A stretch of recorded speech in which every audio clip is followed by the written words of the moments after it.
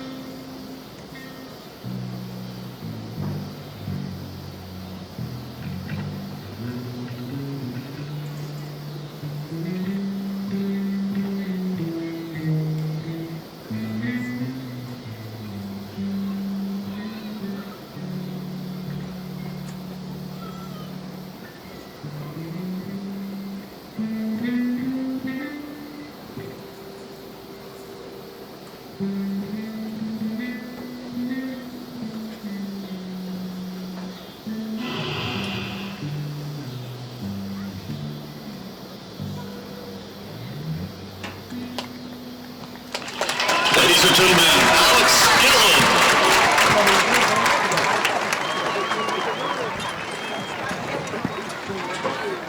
Do.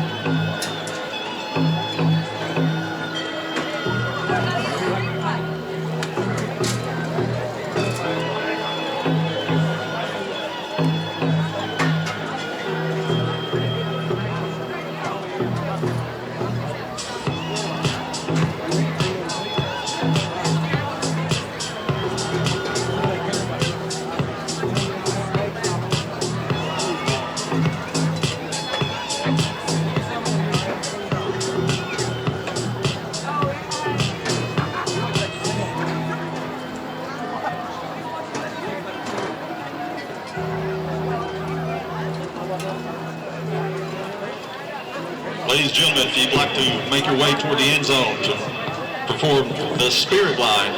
Also, we'd like to have your attention. The Corbin Interact Club is selling spirit supplies by the main gate. So go purchase your spirit supplies and support the Corbin Interact Club.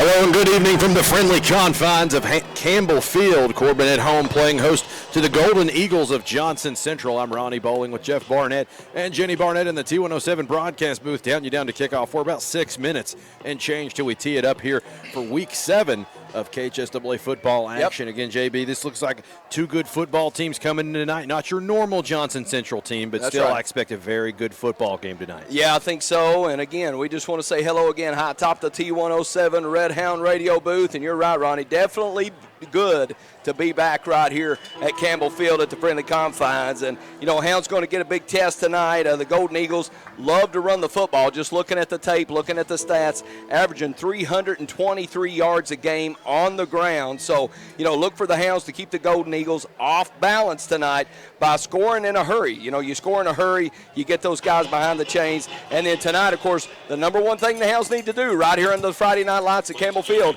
is stop the run. Stop the run, indeed. These two teams have been regular opponents in postseason action for the past 3 years.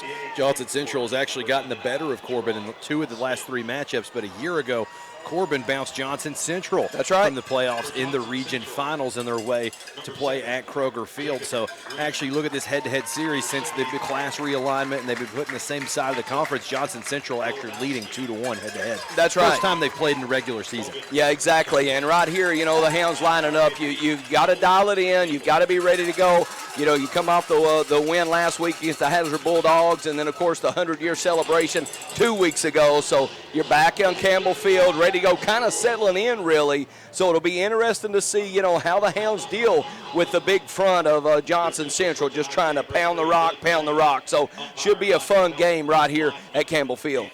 Captains are in midfield right now for the coin toss. We'll give you the results of that here momentarily as it happens. I have missed about 99 of the last 100. Yes. So I guess we'll find out when we tee it up. But looking at these teams on paper right now, Corbin comes into tonight's contest 5-0.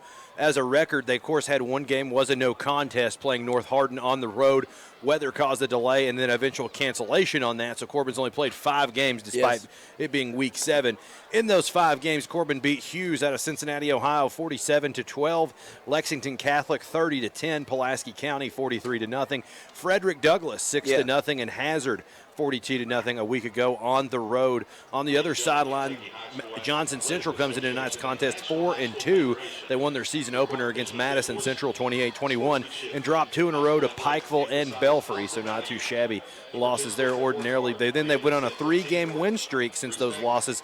Breathitt County, Doane Community, that's Ohio school, and then Boyd County trounced them 53-14 a week ago. So this is a team that's definitely starting to pick up momentum since they've been tested. Probably going to be the best team they've played all year in the Corbin Red Hounds. On the other side, Corbin has not played a team as big and physical as Johnson Central. Yeah, and that's the interesting matchup of it all. You look at Johnson Central, the Golden Eagles coming into Campbell Field, and, we see the speed of the defense. We always talk about the Hound speed and knocking people off the football and, batting those balls down, playing sideline to sideline. They're going to be really interesting to see tonight how the Hounds deal with that physical style of football. So really, it's a really good matchup for the Hounds, especially in the regular season.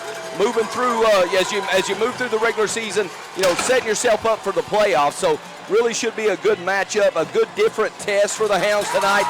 And I expect Coach Greer, Coach Mills, Coach Elam has the Hounds ready to go and play good, tough interior football. And the first time, and this is the 4th meeting of these two teams in 4 years, this is the first time I can remember Corbin being the favorite to win tonight's contest. It seems like Corbin's always had that underdog role or that underdog mentality going into tonight's contest. Interesting to see how these two teams handle that reverse psychology sort of standpoint. Yeah, exactly. And, how do you react? Gerard Smith usually, and Jacob Smith, the twins, coming off that edge, getting their hands up in the air, getting instant pressure on the quarterback. We see so many teams as we move through the season, move through the schedule, in the spread offense all over the place. But right here, Johnson Central, the Golden Eagles, they're going to line up and play good old-school football. And so, again, just a really good test right here to kind of test that front 4, that front 6. Be interesting to see as the football game progresses, what Coach Greer does. We've seen him, put in that extra lineman, that extra linebacker, and not even almost play a safety. So, to me tonight, Xander Curry comes in to play big, to see if he can come up there and be that extra linebacker in space. Minute 12 till we kick it off here at Campbell Field. Give us very quickly, JB, keys to victory tonight. Hounds to go 6-0 on the year. All right, real quick, JB, keys to the game. The 3 T's, trenches, tackles, and turnovers. Hounds have to win the battle in the trenches. Hounds need to be great tacklers in space. Hounds finish the game with no turnovers. Number 2, offensively, Hounds can make things a lot easier tonight by getting ahead, getting behind, getting the Golden Eagles behind the chains. So should be a great football game tonight. Again, number 4, play good, smart Red Hound football, play assignment football, and win this game tonight. Simon to kick it away. He'll put a toe to it. End over end kick fielded at the 2, up to the 10, the 15, throws the stiff arm at the 20. He'll be wrestled down from behind. That's where Johnson Central will start their opening drive of the football game. Corbin did win the toss. They deferred to the second half, so Johnson Central electing to receive to start the football game. Yeah, exactly right there. And we see Noah Sima do it all season long, kind of set the defense up for success right here. We saw Blake Lawson come in, make a good hit in space, and get the Johnson Central Golden Eagles started right here, right around their own 20-yard line. Johnson Central comes to the line, 2 tight ends, wishbone formation. Counter handoff across the right side. Rummages forward up to about the 22, 23-yard line. So gain of a couple there. First test of this Big Red defensive front against this ground game. And we already see on first down there, big number 0, Jacob Smith, the Hounds tackling leader, 49 tackles on the season, coming up to make the hit. Same formation, full house backfield. Grimm turns around, hands off on the power play across the right side. Going to push forward up to about the 26-yard line, gain of 2. Sets up a third and about 5 or 6 or so for Johnson Central. Yeah, really good job in there again. Number 58, Peyton Warren, D-tackle for the Hounds, closing in. But really interesting. I mean, the Golden Eagles are moving the ball fast. Even though they have that run game, they're coming out right here, attacking the Hounds really quick, really fast. Johnson Central to the line in a hurry. They're going to keep 2 tight ends in the game on 3rd and 5. Keep it on the ground. There we go. It's going to be gobbled up in the backfield. Gerard Smith breaking through the line, tackle for a loss, and Johnson Central more than likely going to have to punt the football. Yeah, exactly right there, and we see big number 99, Gerard Smith, making a play, using the speed, using that speed rush. He's got power if he needs it. He's got the speed, of course, a commit to UK, and, can do everything you need a defensive end to do. So really good job right there by number 99, Gerard Smith. Carter Stewart back deep for the Red Hounds. Seth Davis on to punt it away for Johnson Central. Stewart standing back at his own 45. Hauls in the snap, almost blocked, gets an end-over-end kick, lands at the 45, takes a Corbin roll. Going to be down at the Corbin 47-yard line. Hounds going to have great field position to start the football game. Really good field position right there. And, this game, if you look at it, the Hounds get the 3 and out defensively right there to start the football game. But this game could come down to maybe a field position. So Hounds, going to start the offensive drive right here, first possession of the game, right about almost the 50-yard line. So really good field position right here for the Hounds to take over on offense. Elam opens up in the shotgun type bunch set to his right. One wide receiver to the left. Running back to his left, that's Bailey. Throws it to Bailey on the swing route. It's a set-up screen. He's got it at the 45, at the 50. Still on his feet at the 45, making defenders miss. And he steps out of bounds at the Johnson Central 42-yard line. Gain of 11 on the reception. Yeah, really good job right there, Guy Bailey. Just Cade Elam throwing the ball out to the left and Guy Bailey going to work. And it's good to see Guy Bailey back in the football game. We saw Guy Bailey miss a game or 2 here with a little bit of a foot injury, but so good to see Guy Bailey running well, making a couple defenders miss in space. So, again, good start right here for the Hounds offense. Twin wideouts each way for Elam, 1st and 10 at the Johnson Central 42. Operating out of the shotgun, Bailey running back to the right. Now he'll motion out into the flat. Elam sets the throw, fires over the middle, got Newberry down at the 31-yard line. Jumping reception on the post pattern. It's enough for another Red Hound first down. Yeah, a really good route right there. Good protection and good, getting his feet set right there, Cade Elam. And then, like you said, Ronnie, just a post pattern by Hunter Newberry, kind of using his body almost like a basketball player right there, getting between him and the defender and making a good catch. Corbin to go to 2 tight ends, Petrosky and Reynolds in at tight end. Pro formation, Bailey in at running back. He'll get the handoff across the right side. Fights ahead for running room, still dragging Eagles with him up to about the 28-yard line. Gain of 3 tonight, running behind starting O-line tonight. Frank West, you got Howard at guard, Grigsby at center, Baker at right guard, and Keegan Reeder at right tackle. That's been your O-line all year so far. Yeah, exactly, and that's when you can, kind of really create a bond with that offensive line. Those 5 guys just working together as one and really pounding away and really kind of establishing the offensive line. So, again, another good job right there on first down. Running back flanking Elam on either side as he operates out of the gun. Sets the throw, 4-man rush. He has time, climbs the pocket. Going to be under some duress. He'll fight back to the original line of scrimmage. Not a lot there, though. He escapes the sack, but no gain. Yeah, and you look at the back end of the Golden Eagles defense. The Golden Eagles in man coverage there, maybe sending a pressure. to add some heat a little bit to the Hounds offense. But again, another really good decision. You don't have anybody, for the Hounds, Kate Elam and company, downfield open. So you just pull the ball, get what you can, reset right here on third down. 3rd and 7. Elam has trips to his right, one wide receiver to his left. Bailey offset to his right towards the trips. Ball's in the middle of the field. 3rd and 7. He brings E-step in motion from right to left. Handoff goes underneath to Bailey. Going to be hitting the backfield for progress, and extra effort might get him a yard on the play. Brings up 4th down and 6 to go from the Johnson Central 26. Decision time for Coach Greer. That's what I was thinking, Ronnie. Decision time right here, and, we haven't seen Noah Simon attempt that big field goal. So it looks like the Hounds, of course, right here, going to line up on 4th down. Offense stays on the field. Corbin in the shotgun, twin wideouts each way. Elam tries the hard count. Johnson Central does not bite. Looks like Johnson Central does have 5 DBs on the field for the nickel defense. Elam takes the snap on 4th down, fires over the middle, sails it over the head of Carter Stewart. Going to be incomplete. Hounds going to turn it over on downs. Yeah, throw a little bit high right there. Had looked like number 5 again, Hunter Newberry, running almost like a post pattern. And the ball sailed right there on Kate Elam, but got good protection, but missed the throw. So, again, no harm done right here. Defense just reset and, see if you can get that 3 and out. And, the Hounds will take it. They'll take field position, on one side of the field, that's for sure. Johnson Central opens their 2nd drive of the football game.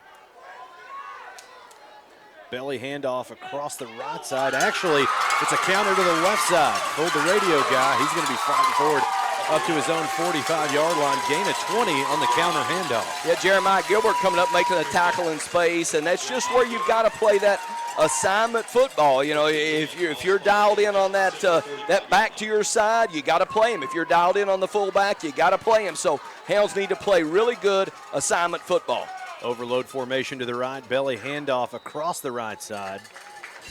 Gets a gain of about 3 on the inside zone play. So Belly, yes, basically it's either hands off to his first back through, his second back through, or the quarterback can keep it himself. Well, yeah, you got 3 choices, and you're right. That was the old Bell County offense. Yep, you saw the unbalanced set right there. Johnson Central coming out, unbalanced line to the right, or, kind of overload set, and so they're coming up quick. They don't want to let the defense adjust, so you got to be playing, like we said, assignment football right here. Wing T. Arc motion, hands off on the jet motion across the left side. Fights up to the 50-yard line, picks up 2 on the jet sweep play, no more. Looks like Christian Barnes on the carry. Look like 58 Peyton Warren coming up and making the hit right there for the Hounds defense.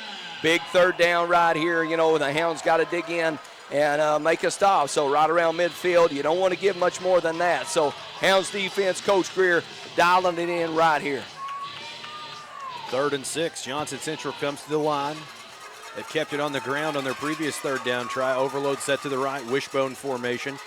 Belly handoff, second back through, only gets about a couple up to the Corbin 49-yard line. Sets up 4th and about 4 for Johnson Central in the middle of the field. Yeah, 4th down right here. Johnson Central almost looks like that as an extra opportunity. And we saw Jonah Mahan coming in there and being that initial guy to get the hit. But, Johnson Central looked like they're going to line up right here and go for it. So, again, just really smart assignment football. The Johnson Central Eagles going to come out, line up, ready to go. Johnson Central sends 1 wide receiver out to the right. Wing T formation behind Graham. He's under center. Sends a running back in motion. Handoff on the arc motion. He's going to fight forward. Second effort. Faces to the spot. I think he's going to be short here, JB. Yeah, I think so. It looked like the ball did stretch across, but the knee was down first. So I think you're right, Ronnie. Going to be probably a turnover on downs. That's right. Yeah, the Hounds get a big stop right there defensively. And again, the Hounds, we saw that first possession, in really good field position. And again, defense gets a stop for the Hounds. Really good field position to take over right here. Corbin certainly not afraid to get into a defensive struggle. That's right. First team defense here in week 7 has yet to surrender a touchdown. Kind of a ridiculous statistic. That's right. Say so myself. Yes. Petrosky, Stewart, E-step, and Sima all out wide. Twins each way for Elam, operating out of the shotgun on 1st and 10. Sets the throw. Johnson Central brings the blitz. Checks down to Guy Bailey. Ball is down. Incomplete. Trying to find Bailey out in the flat. He's getting the ball out of there. He's seen a lot of teams since the Frederick Douglass game bringing a lot of heat. Yes. I guess Corbin does not traditionally leave a tight end to block him. Yeah, exactly. And they were kind of in that ace formation, and Elam went to that check down pretty quick, like you just mentioned. And so, Elam may need to look down the field, see if he can take a shot right here to kind of get that defense extended. Trips right on 2nd and long. Elam hands off to Bailey across the left side. There you at the go. 50, at the 45, at the 40. Got the first down. There is a flag down behind the play at the Corbin 46-yard line. This one might be coming back. Yeah, I think so. Looked like big number 74, Franklin West, caving in that whole left side as he's done his whole career right here at Corbin. But I think you're right, Ronnie. Maybe coming back, maybe on a holding call right here. Hold against Corbin going to be the call. It does negate about a 13-yard run from Guy Bailey. I think tonight's the first time we're seeing Guy Bailey healthy. Yes. He's been nursing a foot injury, and Corbin coaching staff made the decision to sit him a week ago at hazard. Corbin more than amply equipped to take on the Bulldogs on the road, but they definitely decided they needed him tonight against this Johnson Central team. Result of the penalty will be 2nd down and 20. Corbin backed up to their own 36-yard line. 4 wide receivers, they're all in tight to the formation for Elam. He's operating out of the shotgun. Sends Bailey in motion to the right, empty backfield. Sets the throw, pocket holds, loads up, fires over the middle, in and out of the hands of Stewart. Down the left sideline, E-step wide open. Yes. There was a busted coverage down there. And still a great throw, just in and out of the hands of Stewart. Going to be 3rd and long now. Well, yeah, and Carter Stewart, of course, the Hounds' leading receiver. Elam, when he looks downfield, he's going to look to Carter Stewart, number 1. But you're right. Cam E-step going down that left sideline wide open on a busted coverage. So, again, you reset right here. Hounds definitely behind the chains. Need to come up with a big play. 3rd and long. Corbin could keep it on the ground. They do send the running back out of the formation. Elam sets the throw. He's under immediate pressure. Going to be brought down for the sack in the backfield. Johnson Central brought more than Corbin had to block. Yeah, and I think you touched on it, Ronnie. The Hounds not used to, and a lot of teams not used to, this style of offense, this style of defense. So, it can take you a quarter or two to kind of settle in to, kind of what you're in for. So, Hounds really trying to find their way right here early in this first quarter. Stewart on to punt it away. Hauls in the reception, rugby-style kick. Gets it out. It's a high end-over-end kick. Going to land at the 45 and careen out of bounds. Looks like they'll mark that out right around the Johnson Central 44-yard line, where the Golden Eagles will take over for their 3rd possession. Yeah, and the Eagles come out here right at about best field position so far in this football game. So Hounds defense need to get that stop. Kind of playing this football game in the middle of the field right here. So, Hounds defense, use your speed, use what Coach Greer's got you lined up for, and again, just play really good, smart assignment football and be a hitter right here on 1st down. Grimm to the line, wing T behind him, 1 wide receiver to the right. Arc motion, handoff on the arc across the right side up to the 45. Still fighting up to the 48-yard line. Gain of about 5 on the off handoff.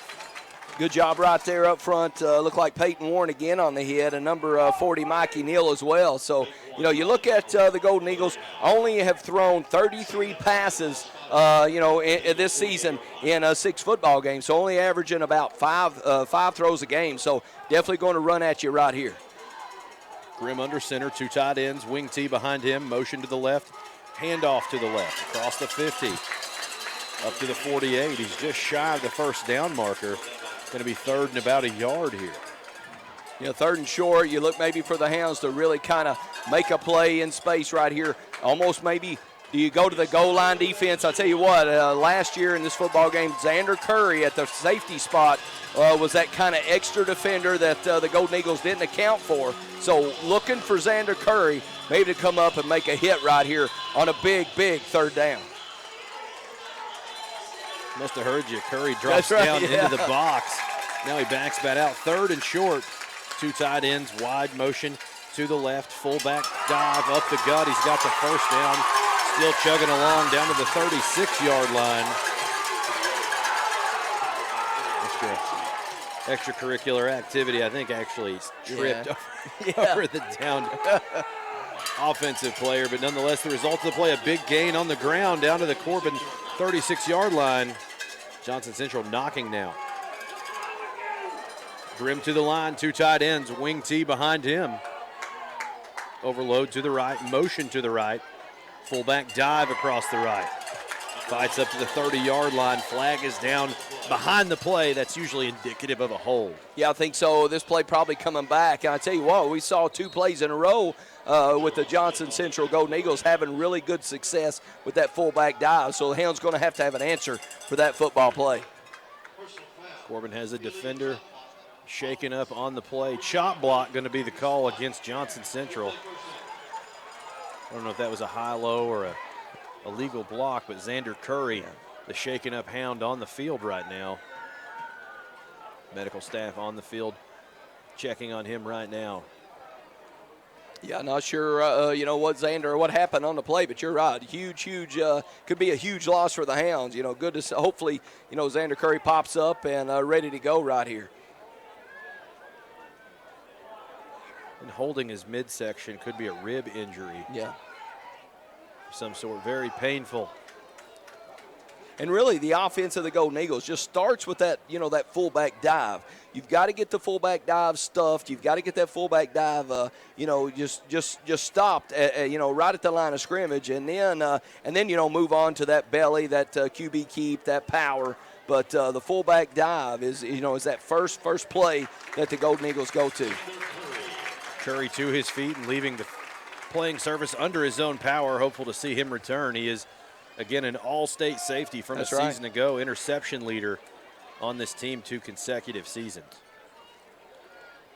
Yeah, the penalty, a huge penalty right there. So going to get, exactly where the Hounds defense wants the Golden Eagles to be, behind the chains. So, a big penalty right there against the Golden Eagles. So, again, sets up the defense right here to play good, tough football right here on first down.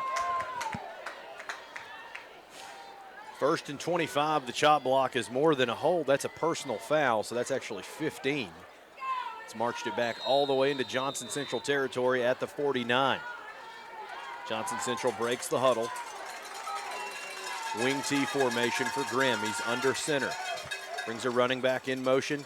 Fakes the toss sweep. Counter handoff to the left. Got a big hole at the 45, down to the 40. Up to the 38-yard line. Gain of about 13 on the counter play. That's twice they've had big success on the counter. Exactly. Jonah Mahan in on that hit right there and in on the tackle, but a big gain, on that counter. So, again, talking about it, JB Keys the game, you've got to settle in. You've got to play really good assignment football. Flow goes away. You've got to be really sitting there on the backside ready to come for the football to come back right at you. Same formation. Wide motion to the right, fullback dive to the right. Not a lot of running room there. He might have got a yard or so. Gerard Smith slamming down that fullback dive. Yeah, good job right there by Gerard Smith. Playing that defensive end spot, but, if the ball goes underneath Gerard Smith, he just closes down and kind of squeezes the play right there. And so a really big play, really good job right there by big number 99, Gerard Smith. 3rd and 10 for Johnson Central. No pass attempts on the evening. May see some here, or they may be in 4th down territory. Grimm under center, jet motion, jet sweep to the right side. Down to the 30, to the 27-yard line. Picks up about 7 on the carry. Now sets up a 4th and 3. Johnson Central, I think they've indicated they'll go for it about this position. Yeah, I think so. Number 13, Lucas Britton coming up to make the hit right there, filling in for Xander Curry. But almost, like we said a second ago, Ronnie, 4th down, 4th and short. It's just another opportunity for the Golden Eagles to try to move the football and move the chain. So, Hound's going to have to play 4 downs right here, especially as the Golden Eagles move towards the end zone. 48 seconds remaining in the first quarter. Neither team has found the end zone. Johnson Central to the line in a hurry. Power eye left. Hard count, no bite from this Red Hound defensive front. Now Johnson Central going to take a timeout. We'll take a quick one as well. 36 seconds left in the first quarter. Your score, Corbin 0, Johnson Central 0. We'll be back in 30 seconds. You're listening to Red Hound Football on T107. Ever heard the phrase big enough to serve you, small enough to know you? It's true at Hometown Bank. From the easy-to-use mobile app to online banking and even bill pay, Hometown Bank has everything you need to make banking easier. Whether you need to make a mobile deposit or would rather stop in and see a friendly, smiling face in person, Hometown Bank is here and ready to help.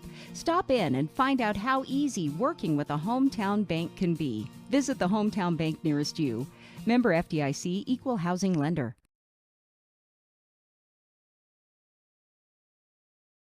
Johnson Central 0. I'm Ronnie Bowling with Jeff Barnett and Jenny Barnett in the T107 broadcast booth. And so far, Johnson Central as good as predicted, JB. Yes, they bring right. a different brand of football to the field, and Corbin having to make some big adjustments tonight. I think so, and you've got to settle in right there. You know, you got to settle in for those different adjustments, that fullback dive. Again, we've said it about 4 or 5 times already, but you got to play assignment football, flow away, that outside backer away from the flow, has to be ready to go for the back to come back to you. So, again, know your assignment, play good, strong football, and we talked about, a fast quarter right here, a really fast quarter coming out right here. Corbin goal line defense on the field. Overload to the right for Johnson Central. Wishbone formation. Handoff goes to the fullback up the gut. He's got the first down to the Corbin 24-yard line. Pick up a 4 on the fullback dive. Yeah, and the Golden Eagles have this offense perfected. I mean, they're going to hit that fullback dive, and, that fullback has got a 3 or 4 yard gain before you even know he has a football. So you've got to have a linebacker sitting on that fullback. You got to have a D tackle sitting on that fullback. And then, like you said, Ronnie, you play that overload a little bit. So you've got to have, again, just reading the Golden Eagle front and get that stop. Johnson Central goes unbalanced to the left, power I left. Handoff goes to the fullback up the middle, big hole to the 10. That's why he'll be chopped down right at the 10-yard line. Result of the play, first down. Now Johnson Central going to have it first and goal at the Corbin 10. Yeah, and again, you saw it right there, just so fast. That fullback at dive is so fast, you almost don't even have time to react. So you've got to be bringing it. You got to be attacking the line of scrimmage. You got to, again, have somebody settled in right there on that fullback. First quarter is in the books. After 1, your score, Corbin 0, Johnson Central 0. We'll be back in 60 seconds. You're listening to Red Hound Football on T107. Owens Auto Parts has been serving you for more than half a century. Owens offers a full line of truck and auto parts along with custom-made hydraulic hoses, weather guard toolboxes, Sherman-Williams auto paint, utility beds, auto repair for cars, trucks, and RVs, along with quality top brand tires and batteries. Owens Auto Repair, keeping you safe with quality parts and service since 1954. Located just down from Corbin High School on Cumberland Falls Highway. Go Red Hounds!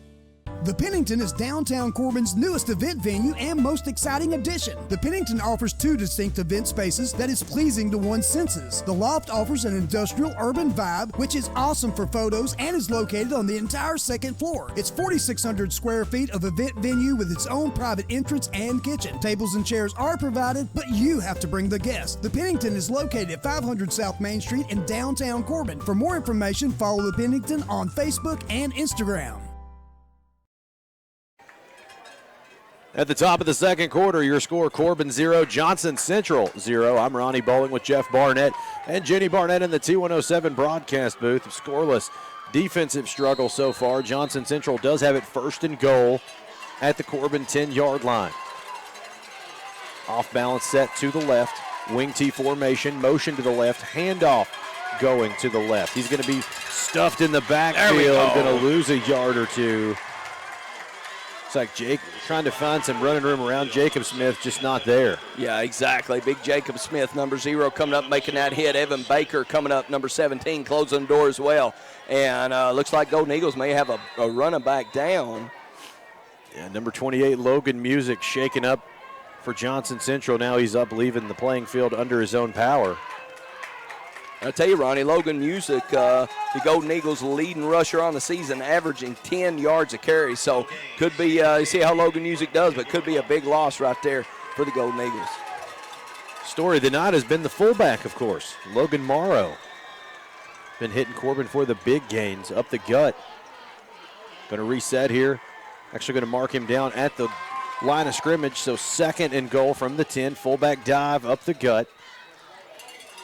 Got a decent little gain there up to the 6. Now it's 3rd and goal from the 6. Yeah, exactly right there. The Hounds defensive front closing in, and looked like Big Franklin West in there. Number 40, Mikey Neal as well. Peyton looked like Jace Hatfield as well. So big 3rd down play right here. And again, we talked about it. You get to that 4th down, Golden Eagles look like, just treated like another opportunity. So you got to get the Golden Eagles stopped, especially keep your eye on that fullback dive right here.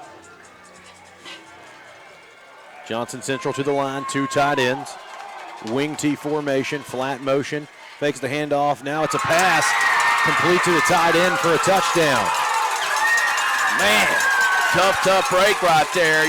Maybe just a little bit of a play action to the fullback. Looked like number 11, Logan Morrow. And then you just, pull that football down, throw it, to almost like a hot pass.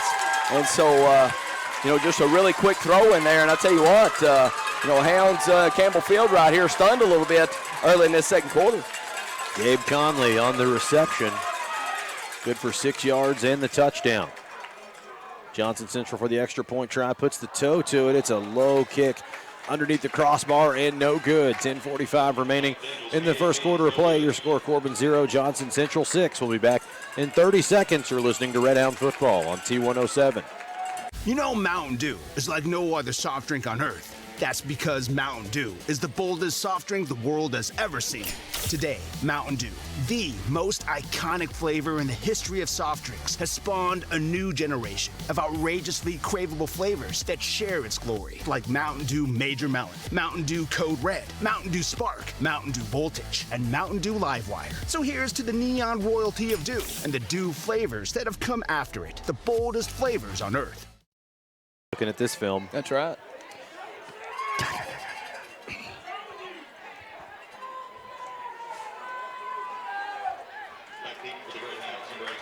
10:45 remaining in the 1st half of play. Your score, Johnson Central on top. They lead Corbin 6-0. Corbin giving up its first touchdown of the season. Comes through the air against Johnson Central. That's not something you hear too much of. I think you said they had passed it 33 times this year. Averaging 5 throws a game. So we saw number 1 right there. Only got 4 to go. So use a little bit of almost a play action and then going over the top on the hot pass. So Hounds got to dial it in and respond right here offensively. Daniel on to kick it away. It's a squib kick on the ground. Going to be fielded by Mahan at the 40, up to the 45. Flag comes flying. I think that's going to be a face mask against Johnson Central.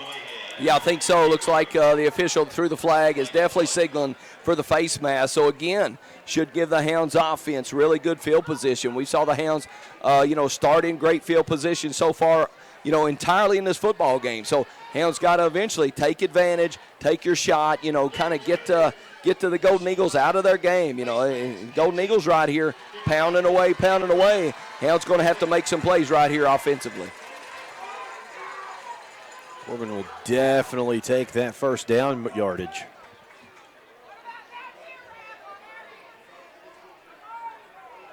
Flag was thrown at the Corbin 43.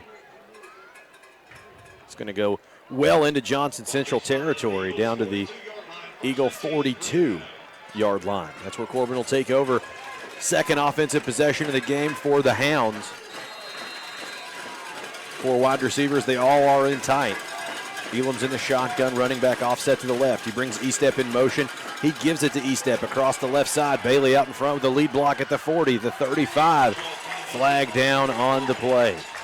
Wow, yeah, unfortunately, maybe coming back right here. Good jet motion, almost a good play around that left side, but unfortunately going to maybe come back right here. Cam Estep done a great job running the football. 12 carries, 125 yards, 2 touchdowns so far, but maybe coming back right here. Holding going against Corbin.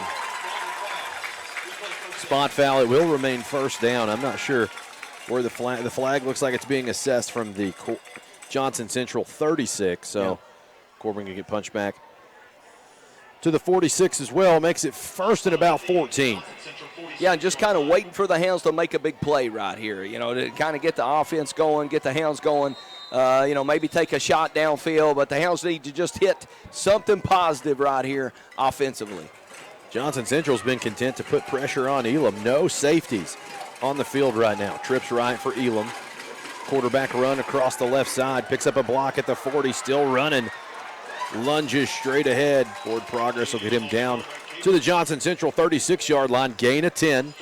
Now makes it a much more manageable 2nd and 5. Yeah, and you look at the defense of the Golden Eagles, Ronnie. I should have noticed it, but I hadn't noticed that yet. You're right. No safeties. So you think leading receiver right here, Carter Stewart, number 23, Eli Petrosky, maybe take a shot downfield. But you're right. You look out there at the field, no safety. So look for the Hounds maybe to try to catch a mismatch right here and take a shot. Twin wideouts each way for Elam. Going to keep it on the ground to Bailey across the left side, up to the 30. Down to the 28, he's got the first down and a little more. Pickup of about 6 or 7.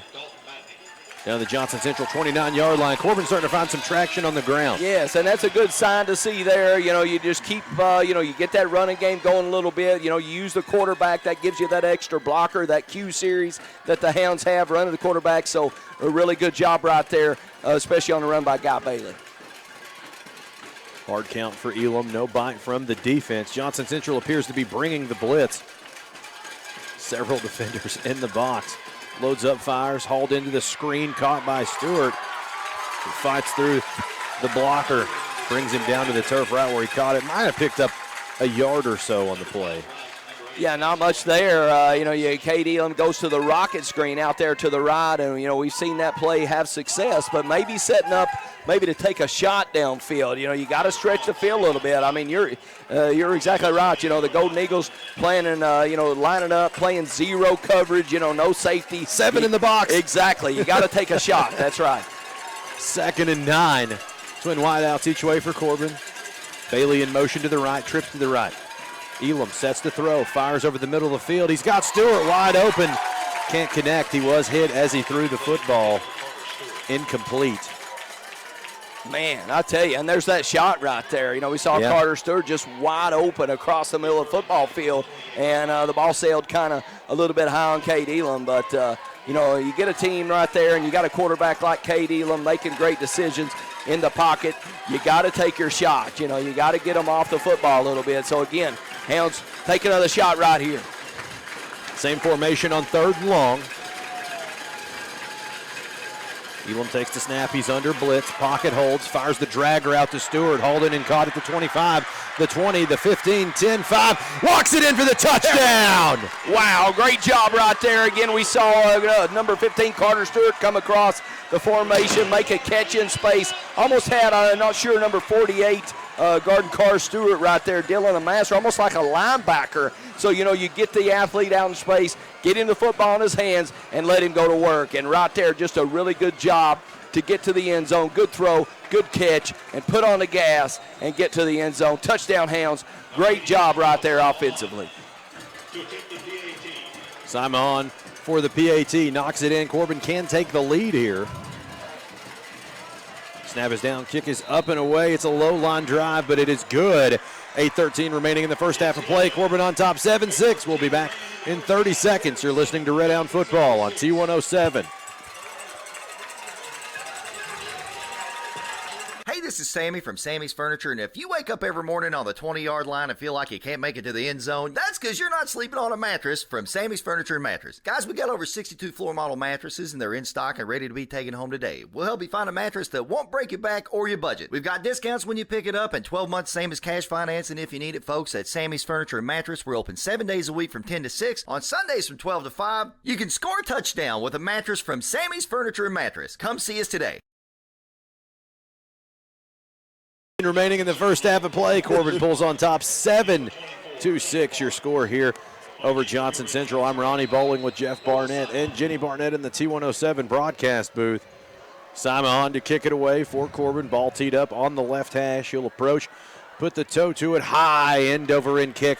Going to drive Johnson Central back to the goal line, but he's going to take it. Says he didn't get in. Up to the 15, to the 20, up to the 25-yard line. Decent return for Johnson Central.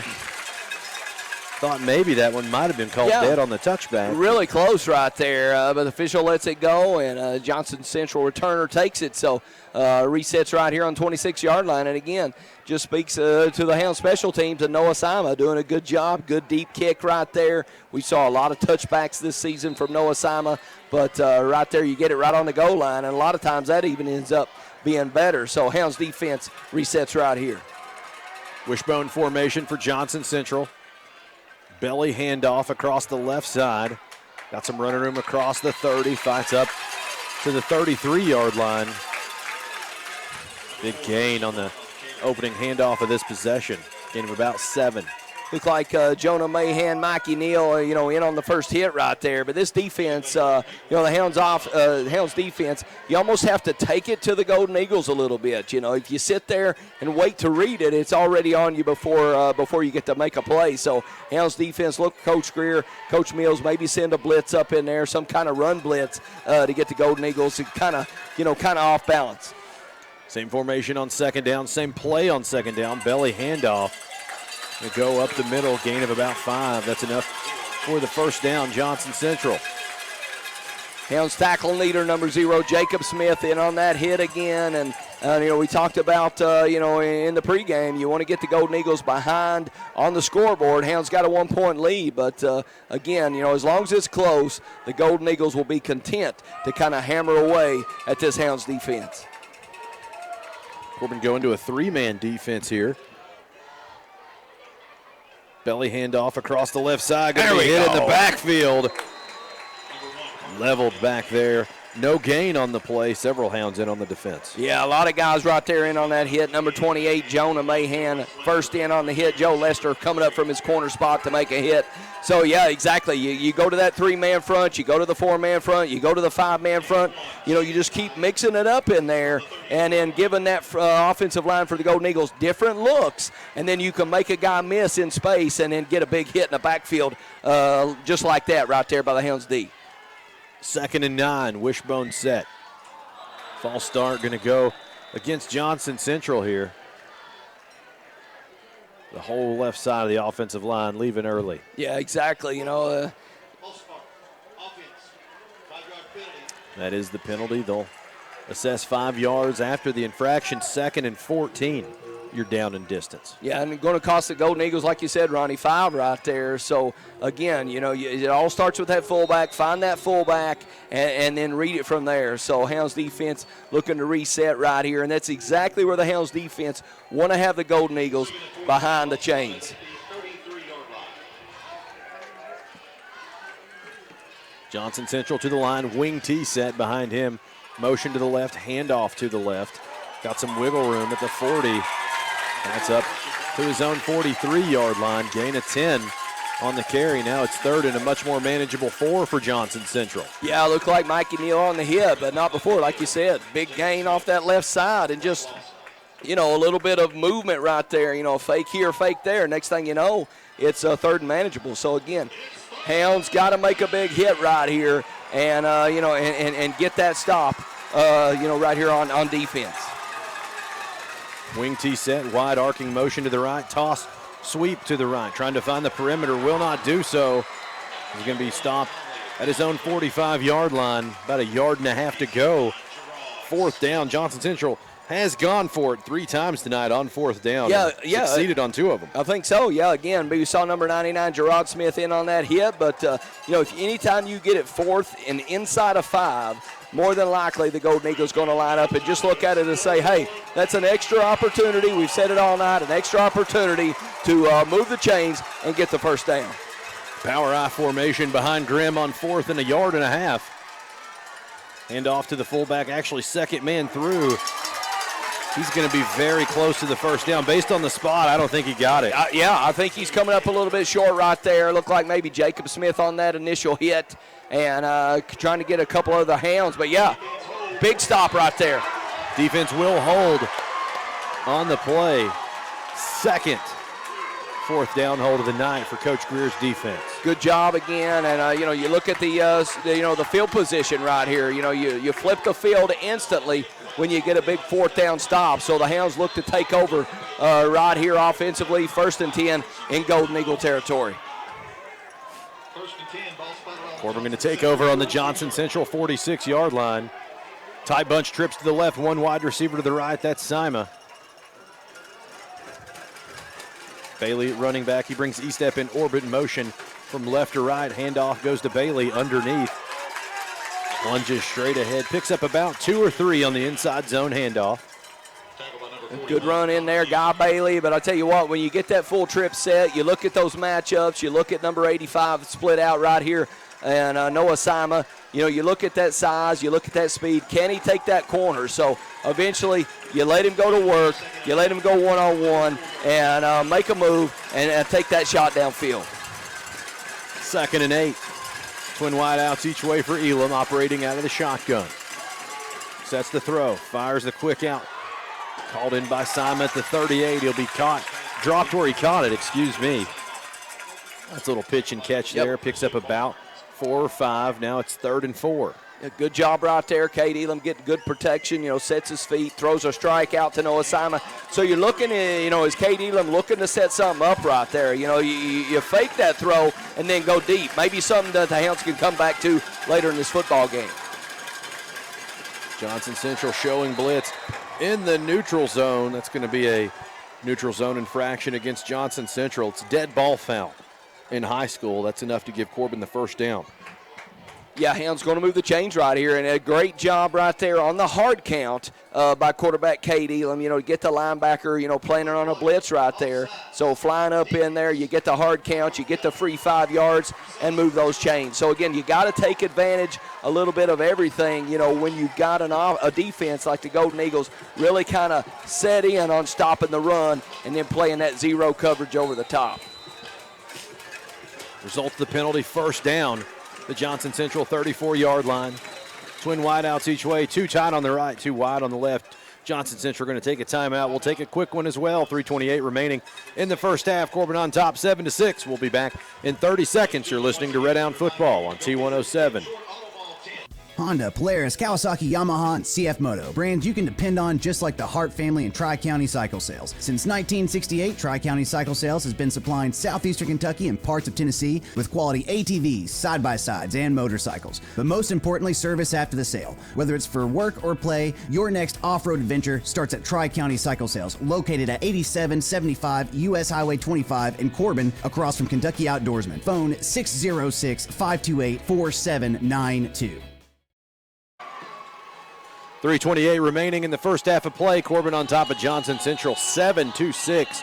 Your score. I'm Ronnie Bowling with Jeff Barnett and Jenny Barnett in the T107 broadcast booth. And so far been a defensive struggle of sorts. That's kind of the game Corbin doesn't mind to get into. Exactly, yeah. We just saw the Hounds give up the first touchdown of the starters of the season. So you're right. The Hounds don't mind getting in a defensive struggle. The Hounds always usually win those football games. So Hounds right here looking to put some more points on the board offensively. Tight twins to the right for Elam, 2 wide. He'll set the throw. Under pressure, steps up in the pocket, evades the rushers, drops and runs it at the 25, the 20, the 15, steps out of bounds at the 11-yard line. Good conversion there by Elam, picking it up with his feet. Depending on the spot here, Corbin may be able to still get a first down. Yeah, they will. Yeah. Okay, good. 10 Yeah. at the 11. Yeah, Hounds set up right there again. You look at Cade Elam making a good decision. 11 touchdowns on the season, only 1 interception, and 78 completions on 103 attempts. So definitely knows when to throw it, definitely knows when to pull that football down and take off. And so we saw Cade Elam make a great decision and move the chains right there for the Hounds. 1st and 10 from the Johnson Central 11. Handoff goes to Bailey across the right side, up to the 10, down to the 8. Picks up about 3 or 4 on the handoff off right tackle. Good job out there. Big number, I think it was 70, Keegan Reeder leading the way, offensive lineman for the Hounds, right tackle, and Guy Bailey just pounding away.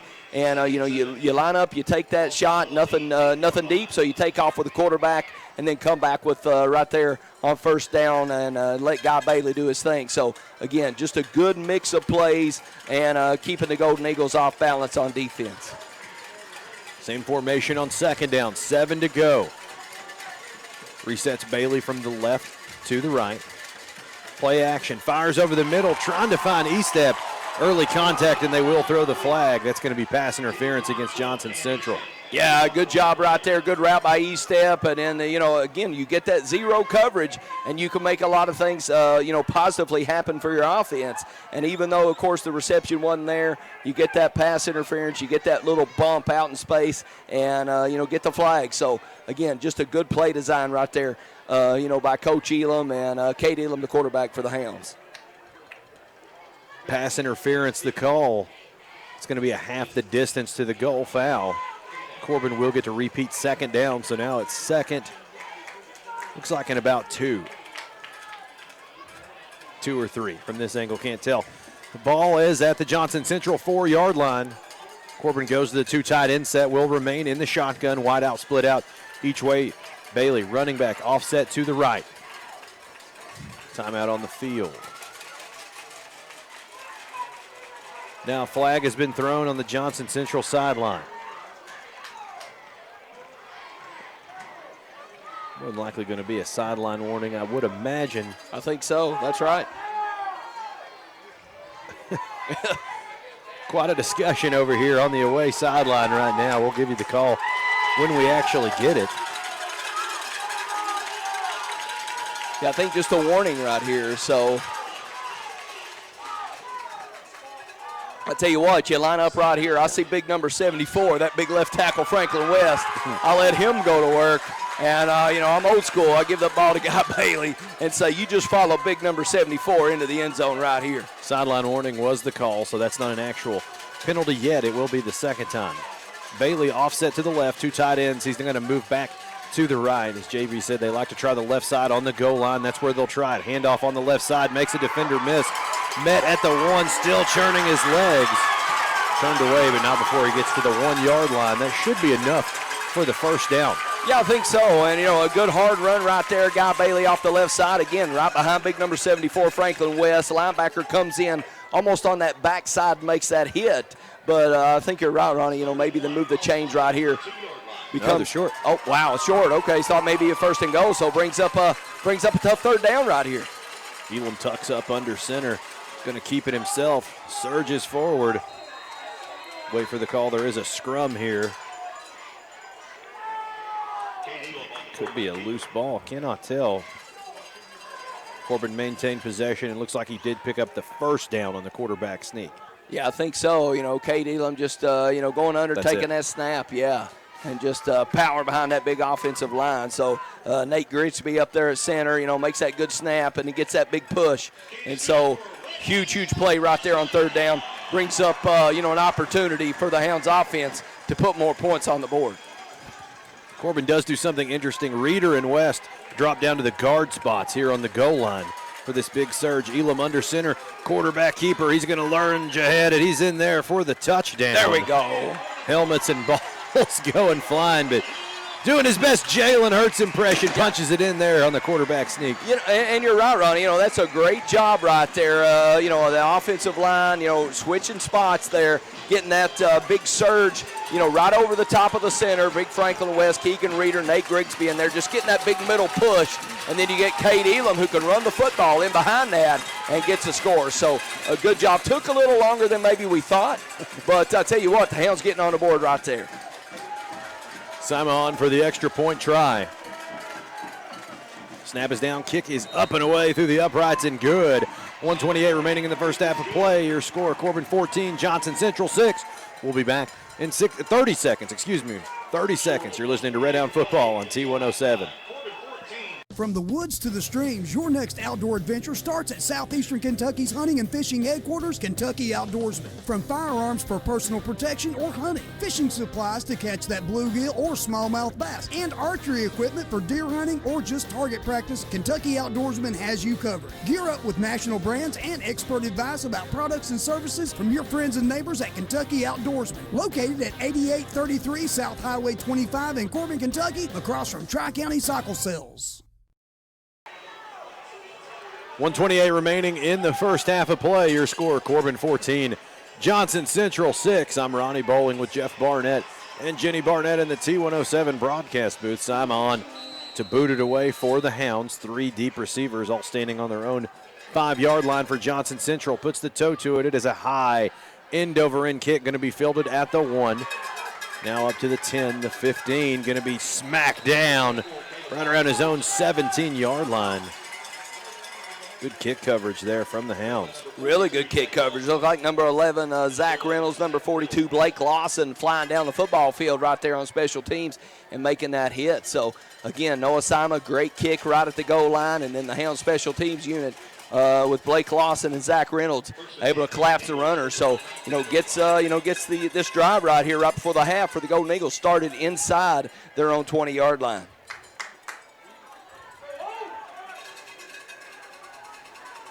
Johnson Central to the line, wing T formation, wide arcing motion to the right, fakes the toss, counter back underneath. Big hole, he'll fight all the way up to his own 30-yard line.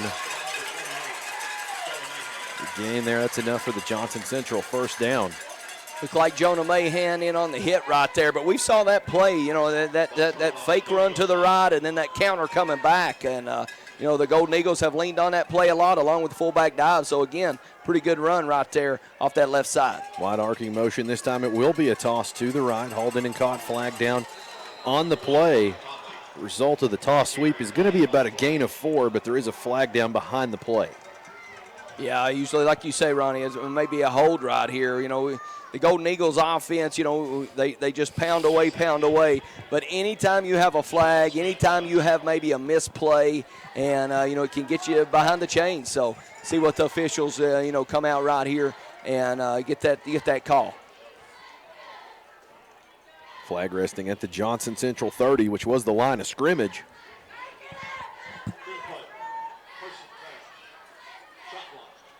Another chop block going against Johnson Central.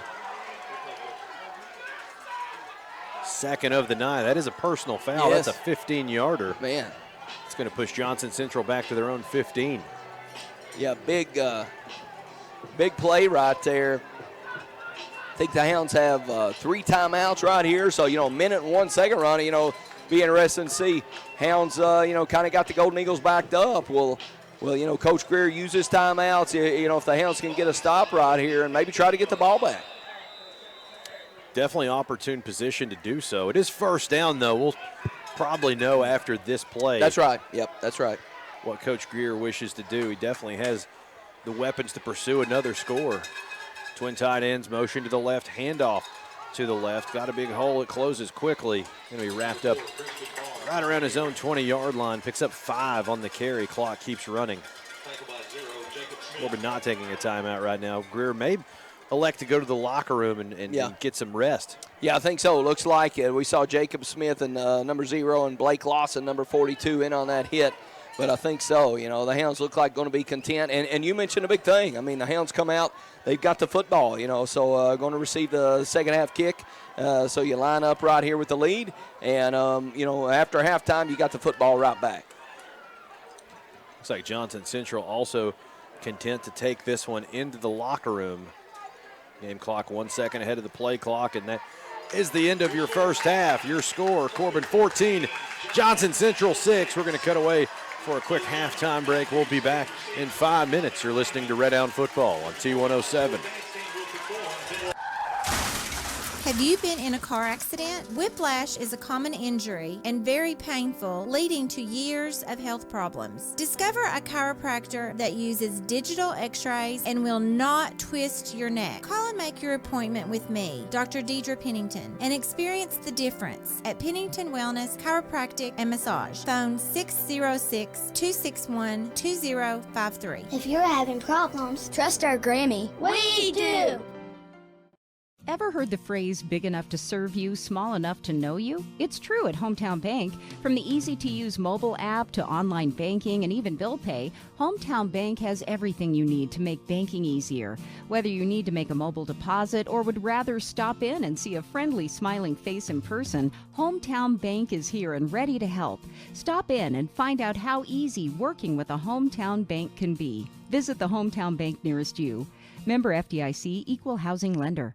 Hey, this is Sammy here at Sammy's Furniture, and apparently, pain heals, chicks dig scars, and glory lasts forever, just like the mattresses here at Sammy's Furniture and Mattress. Guys, we got over 62 floor model mattresses, and they're in stock and ready to be taken home today. We'll help you find a mattress that won't break your back or your budget. We've got discounts when you pick it up, and 12 months same as cash financing if you need it, folks. At Sammy's Furniture and Mattress, we're open 7 days a week from 10 to 6, on Sundays from 12 to 5. You can score a touchdown with a mattress from Sammy's Furniture and Mattress. Come see us today. Owens Auto Parts has been serving you for more than half a century. Owens offers a full line of truck and auto parts along with custom-made hydraulic hoses, weather guard toolboxes, Sherman-Williams auto paint, utility beds, auto repair for cars, trucks, and RVs, along with quality top brand tires and batteries. Owens Auto Repair, keeping you safe with quality parts and service since 1954. Located just down from Corbin High School on Cumberland Falls Highway. Go Red Hounds! You know Mountain Dew is like no other soft drink on earth. That's because Mountain Dew is the boldest soft drink the world has ever seen. Today, Mountain Dew, the most iconic flavor in the history of soft drinks, has spawned a new generation of outrageously craveable flavors that share its glory, like Mountain Dew Major Melon, Mountain Dew Code Red, Mountain Dew Spark, Mountain Dew Voltage, and Mountain Dew Livewire. So here's to the neon royalty of Dew and the Dew flavors that have come after it, the boldest flavors on earth.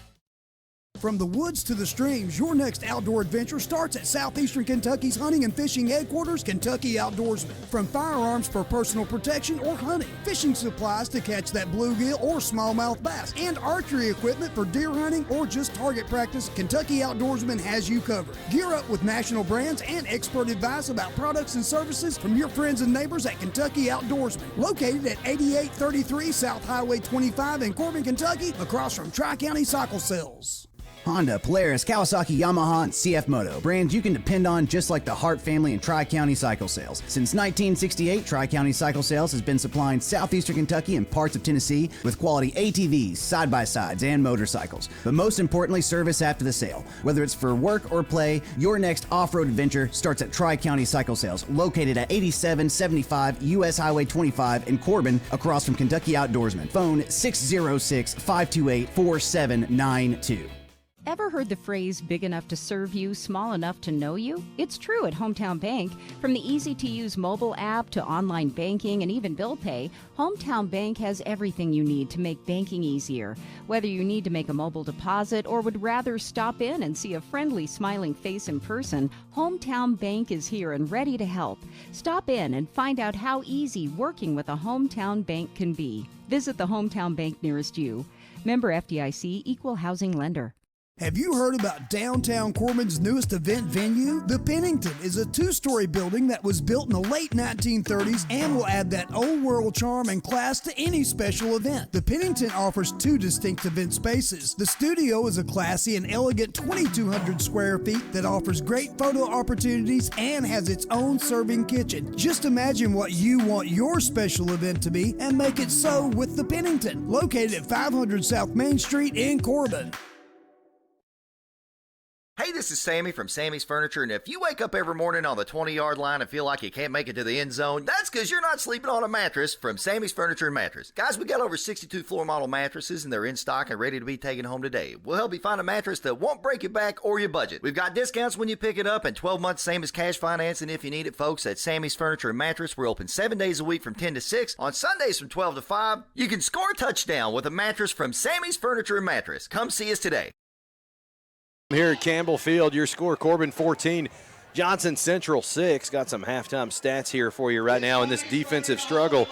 Elam 6 of 10 on the night, 62 yards. No touchdowns through the air so far. Or actually has one touchdown. Yes. Take that back. Receptions include 2 receptions to Bailey for 18 yards, 1 to Newberry for 11. Stewart has 2 catches for 29 yards. One of those was for the touchdown. Simon has a catch for 4. Guy Bailey, 5 carries on the ground, 15 yards. Elam's kept it himself 6 times, has 29 yards and a touchdown. And then defensively, Johnson Central's been held to 149 yards. That might be a season high for Corbin. Yes, I think as so. far as yardage goes. But this is record notwithstanding. This is a good Johnson Central football team. Maybe not as big as years past, but definitely playing the same brand of physical football. I think it put Corbin back a little bit. Yeah, I think so, especially in the first quarter. You know, we talked about in the pregame, how will the Hounds react to a different style of football with, the Johnson Central Golden Eagles kind of pounding away a little bit. So the Hounds have had to, make a little bit of adjustments up front and kind of get used to, that assignment football. So, Johnson Central, like you said, in that first quarter kind of really pounding away. And then the Hounds have responded, and the Hounds get the football coming out here at halftime and look to kind of extend the lead. So you're right, having to make some halftime adjustments right here and, and see if the Hounds can attack the Golden Eagle defense and maybe kind of, get this game where the Hounds want it to be. Right now, again, your score, Corbin 14, Johnson Central 6. We're going to cut away for a halftime break, rest the old voice for a minute or two. We'll be back in 5 more minutes. You're listening to Red Hound Football on T107. Mountain Dew is like no other soft drink on earth. That's because Mountain Dew is the boldest soft drink the world has ever seen. Today, Mountain Dew, the most iconic flavor in the history of soft drinks, has spawned a new generation of outrageously craveable flavors that share its glory, like Mountain. The Pennington is downtown Corbin's newest event venue and most exciting addition. The Pennington offers 2 distinct event spaces that is pleasing to one's senses. The Loft offers an industrial urban vibe, which is awesome for photos and is located on the entire 2nd floor. It's 4,600 square feet of event venue with its own private entrance and kitchen. Tables and chairs are provided, but you have to bring the guests. The Pennington is located at 500 South Main Street in downtown Corbin. For more information, follow the Pennington on Facebook and Instagram. Owens Auto Parts has been serving you for more than half a century. Owens offers a full line of truck and auto parts along with custom-made hydraulic hoses, weather guard toolboxes, Sherman-Williams auto paint, utility beds, auto repair for cars, trucks, and RVs, along with quality top brand tires and batteries. Owens Auto Repair, keeping you safe with quality parts and service since 1954. Located just down from Corbin High School on Cumberland Falls Highway. Go Red Hounds! Honda, Polaris, Kawasaki, Yamaha, and CF Moto. Brands you can depend on just like the Hart family and Tri-County Cycle Sales. Since 1968, Tri-County Cycle Sales has been supplying southeastern Kentucky and parts of Tennessee with quality ATVs, side-by-sides, and motorcycles. But most importantly, service after the sale. Whether it's for work or play, your next off-road adventure starts at Tri-County Cycle Sales, located at 8775 U.S. Highway 25 in Corbin, across from Kentucky Outdoorsman. Phone 606-528-4792. Hunting and fishing is a tradition born from the need to provide food for the family and love for the great outdoors. Regardless of your reasons, dedicated hunters and fishermen know the success starts at Kentucky Outdoorsman. From guns for the hunt or self-protection to rods and reels for the rivers and lakes to the best archery gear and hunting and target practice. It can be found at Southeastern Kentucky's hunting and fishing headquarters. Kentucky Outdoorsman, located at 8833 South Highway 25 in Corbin, across from Tri-County Cycle Sales. Hey, this is Sammy here at Sammy's Furniture, and apparently pain heals, chicks dig scars, and glory lasts forever, just like the mattresses here at Sammy's Furniture and Mattress. Guys, we got over 62 floor model mattresses, and they're in stock and ready to be taken home today. We'll help you find a mattress that won't break your back or your budget. We've got discounts when you pick it up, and 12 months same as cash financing if you need it, folks. At Sammy's Furniture and Mattress, we're open 7 days a week from 10 to 6, on Sundays from 12 to 5. You can score a touchdown with a mattress from Sammy's Furniture and Mattress. Come see us today. Ever heard the phrase big enough to serve you, small enough to know you? It's true at Hometown Bank. From the easy-to-use mobile app to online banking and even bill pay, Hometown Bank has everything you need to make banking easier. Whether you need to make a mobile deposit or would rather stop in and see a friendly, smiling face in person, Hometown Bank is here and ready to help. Stop in and find out how easy working with a Hometown Bank can be. Visit the Hometown Bank nearest you. Member FDIC, Equal Housing Lender.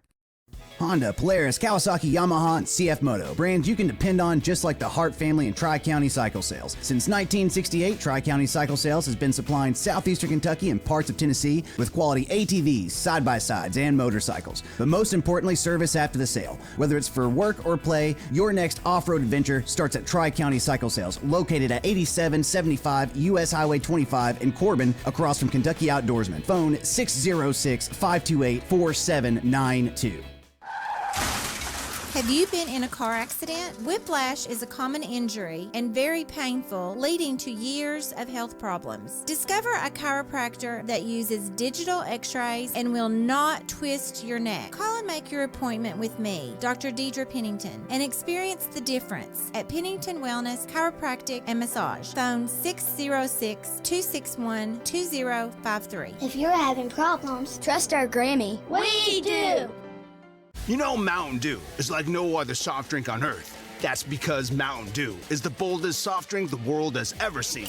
Today, Mountain Dew, the most iconic flavor in the history of soft drinks, has spawned a new generation of outrageously craveable flavors that share its glory, like Mountain Dew Major Melon, Mountain Dew Code Red, Mountain Dew Spark, Mountain Dew Voltage, and Mountain Dew Livewire. So here's to the neon royalty of Dew and the Dew flavors that have come after it, the boldest flavors on earth.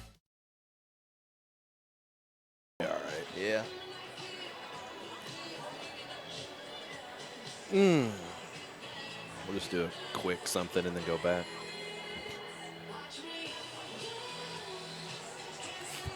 Halftime here at Campbell Field. Your score, Corbin 14, Johnson Central 6. I'm Ronnie Bowling with Jeff Barnett and Jenny Barnett in the T107 broadcast booth. And to recap the second half, JB, Corbin didn't really catch fire until about the last 6-8 minutes of the first half. Yeah, exactly. I think you said it best, Ronnie. You know, we talked about adjusting to, maybe the different style of football. And, you talked about in the pregame a little bit, can the Hounds adjust to this? And I think it took the Hounds maybe a quarter, maybe a little bit longer to that to adjust to the football game and then make some plays. But, one thing we talked about, too, as the game progressed was, that zero coverage. Do the Hounds take a deep shot?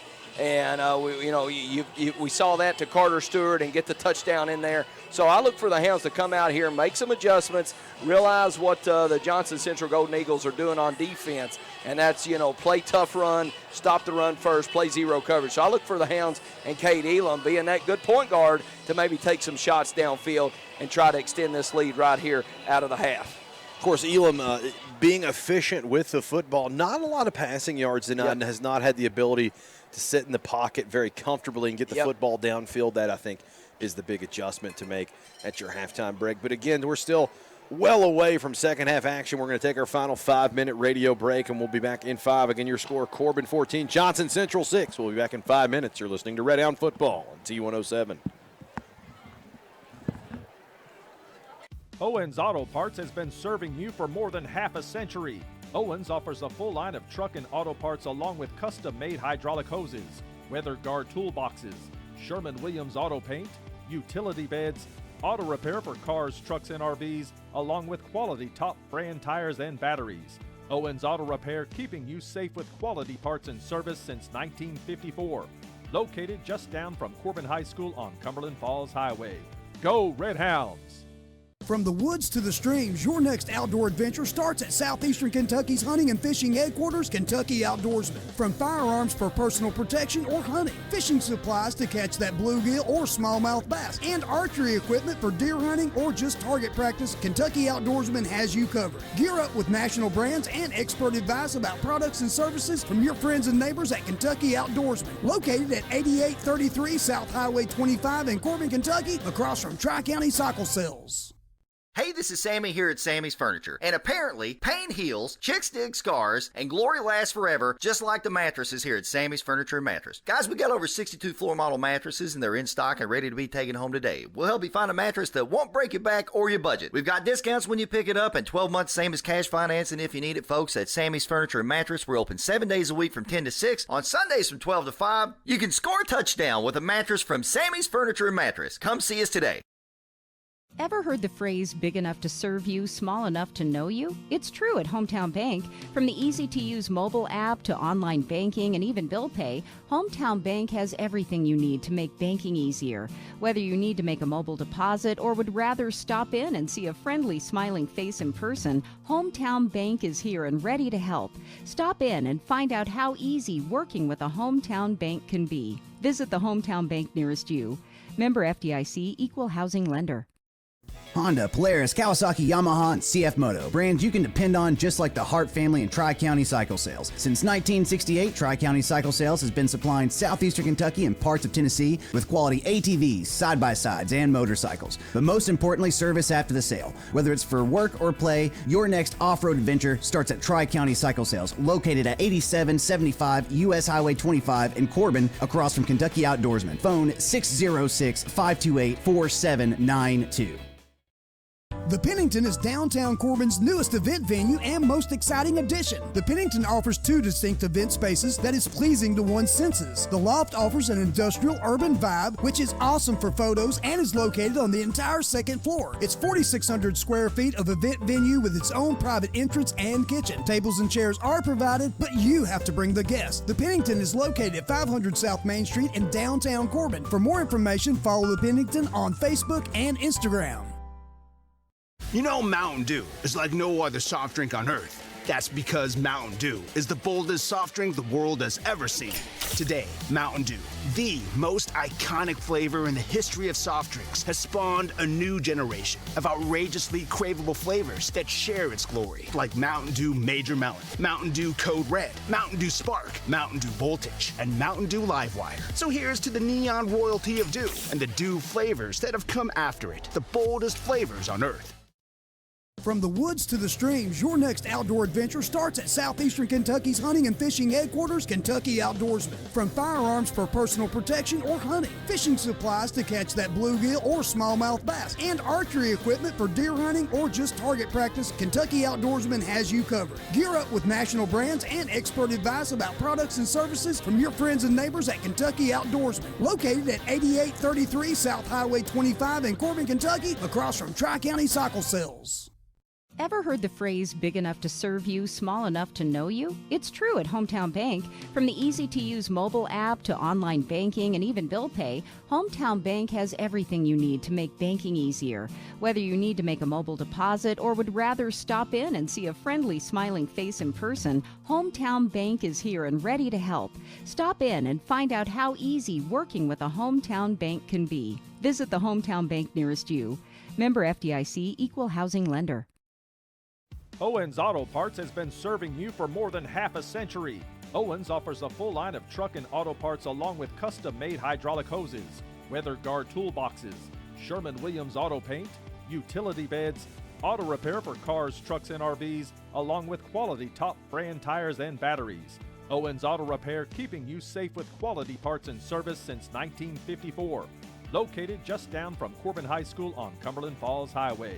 Go Red Hounds! Campbell Field Dennis Stadium is a smoke-free, vape-free facility. There are designated areas for that outside of the stadium. If you are caught smoking or vaping inside the stadium, be escorted out immediately by the administration. Thank you.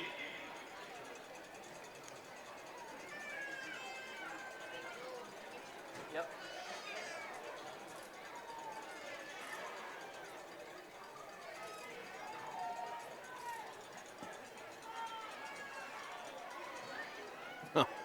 Missed the kickoff.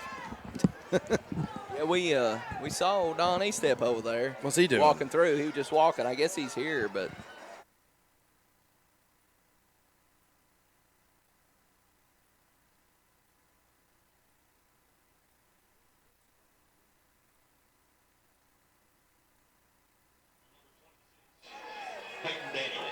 Yeah, that's fine. They're starting. We'll just call it a play behind. Yeah. It'll test your broadcasting skills.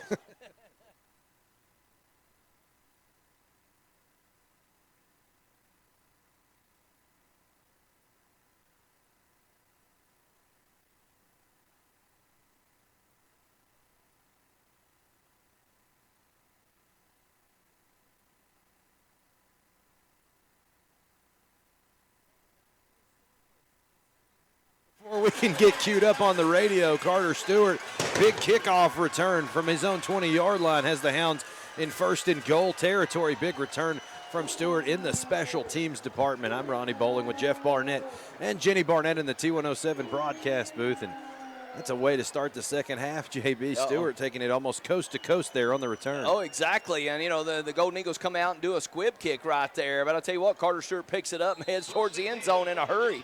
So, sets the Hounds offense up right here. Looks like ball right around the 11, I think. Yes, sir. Spot. Yeah, so Hounds big return right here, right out of the second half. Elam will open up with trips to his left. That's Stewart, Petrosky, and Estep. Newberry on the backside by himself. Guy Bailey, the lone setback to Elam's right. He'll reset him to the left, and flag comes in on the play. We'll see what the official call is. It was thrown from the back, Judge. Yeah, that's a little different right here. Not sure what the official's calling. Good on the official call from the wide hat.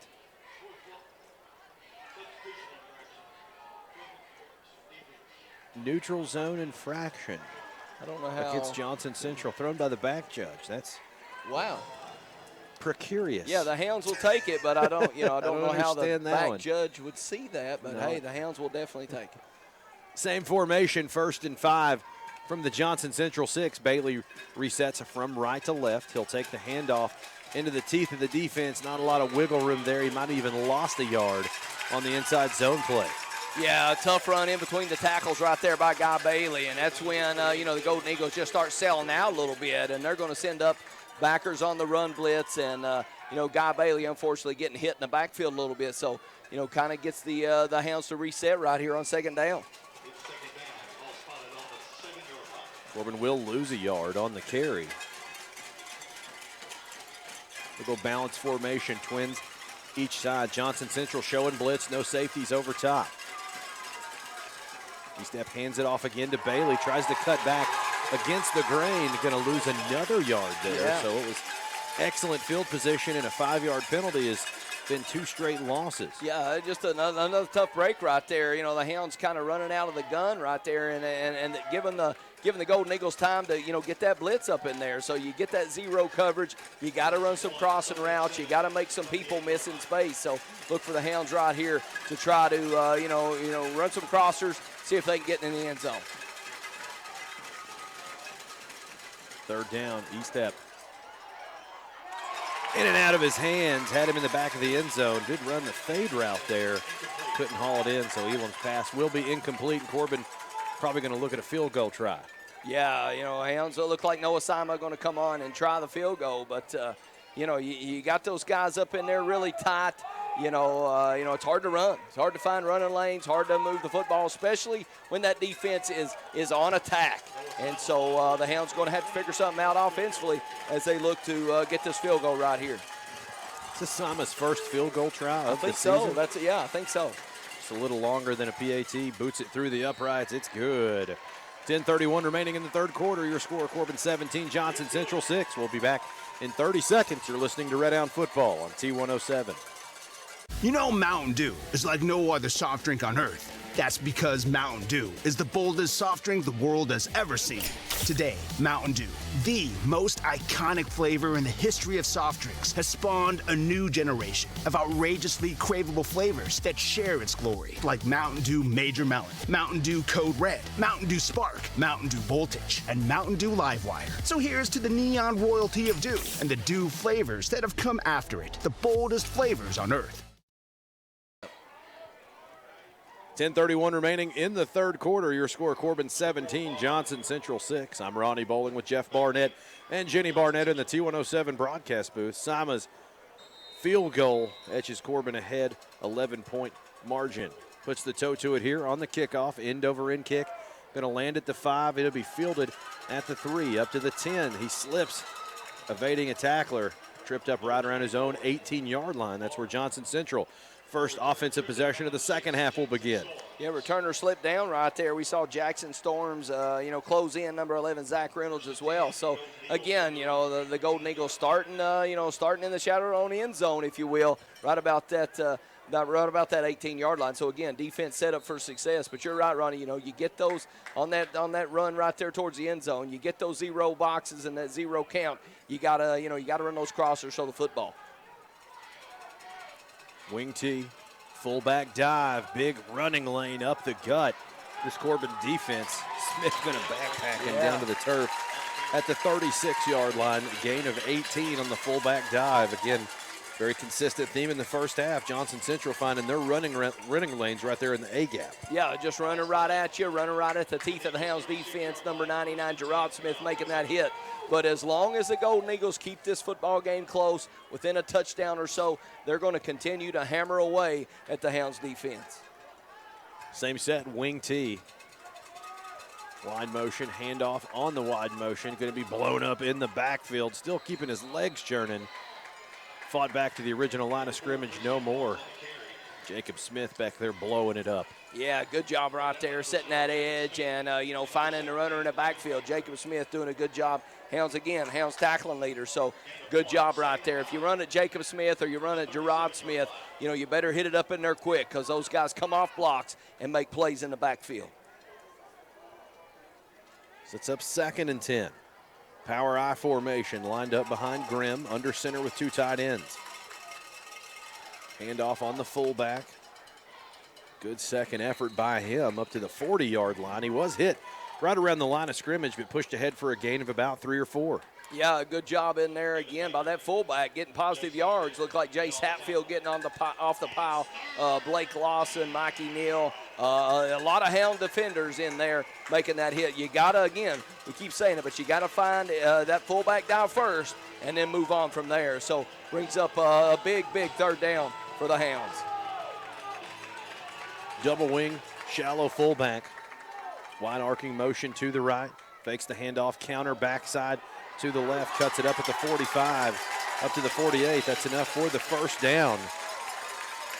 Been their bread and butter on 3rd down. Yeah, again, I didn't say it, but the play I was thinking of right there, Ronnie, was just that counter coming back. Yeah, anytime the Golden Eagles need a play, they fake it to the right and bring that counter coming back, and they move the chains right there. Got a Hound shaking up on the play. Evan Baker shaking up. He's grabbing his collarbone area. Yeah. He's going to leave the playing field under his own power, but holding that right arm pretty gingerly. Baker been really productive at his linebacker spot this year. Yeah, done a great job all season long. 38 tackles, coming into this football game. And I'm not sure the injury, but could maybe a stinger or something like that. And, a lot of times those stingers, you can shake them off, come back in the football game. Be interesting to see right here, what Evan Baker does after that injury. Griffin Bates checks in. Normally plays the defensive line. That's gonna play in the interior alongside Mikey Neal. 1st and 10 at the Johnson Central 48. Double wing, arcing motion to the left. Fullback dive across the left side, across the 50. Still upright at the 45. Hammered down at the 44. Now before he picks up about a gain of 8. Again, all the yards piling up in the 2A gaps. Yes, yeah. You wouldn't think you could do that. And I'll tell you what, Jacob Smith coming in making that hit.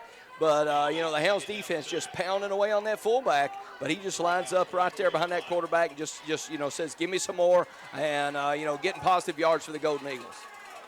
2nd and 2. Power play across the left side. Gets a couple. He's very close to 1st down yardage, but Spa looks like he may have got it.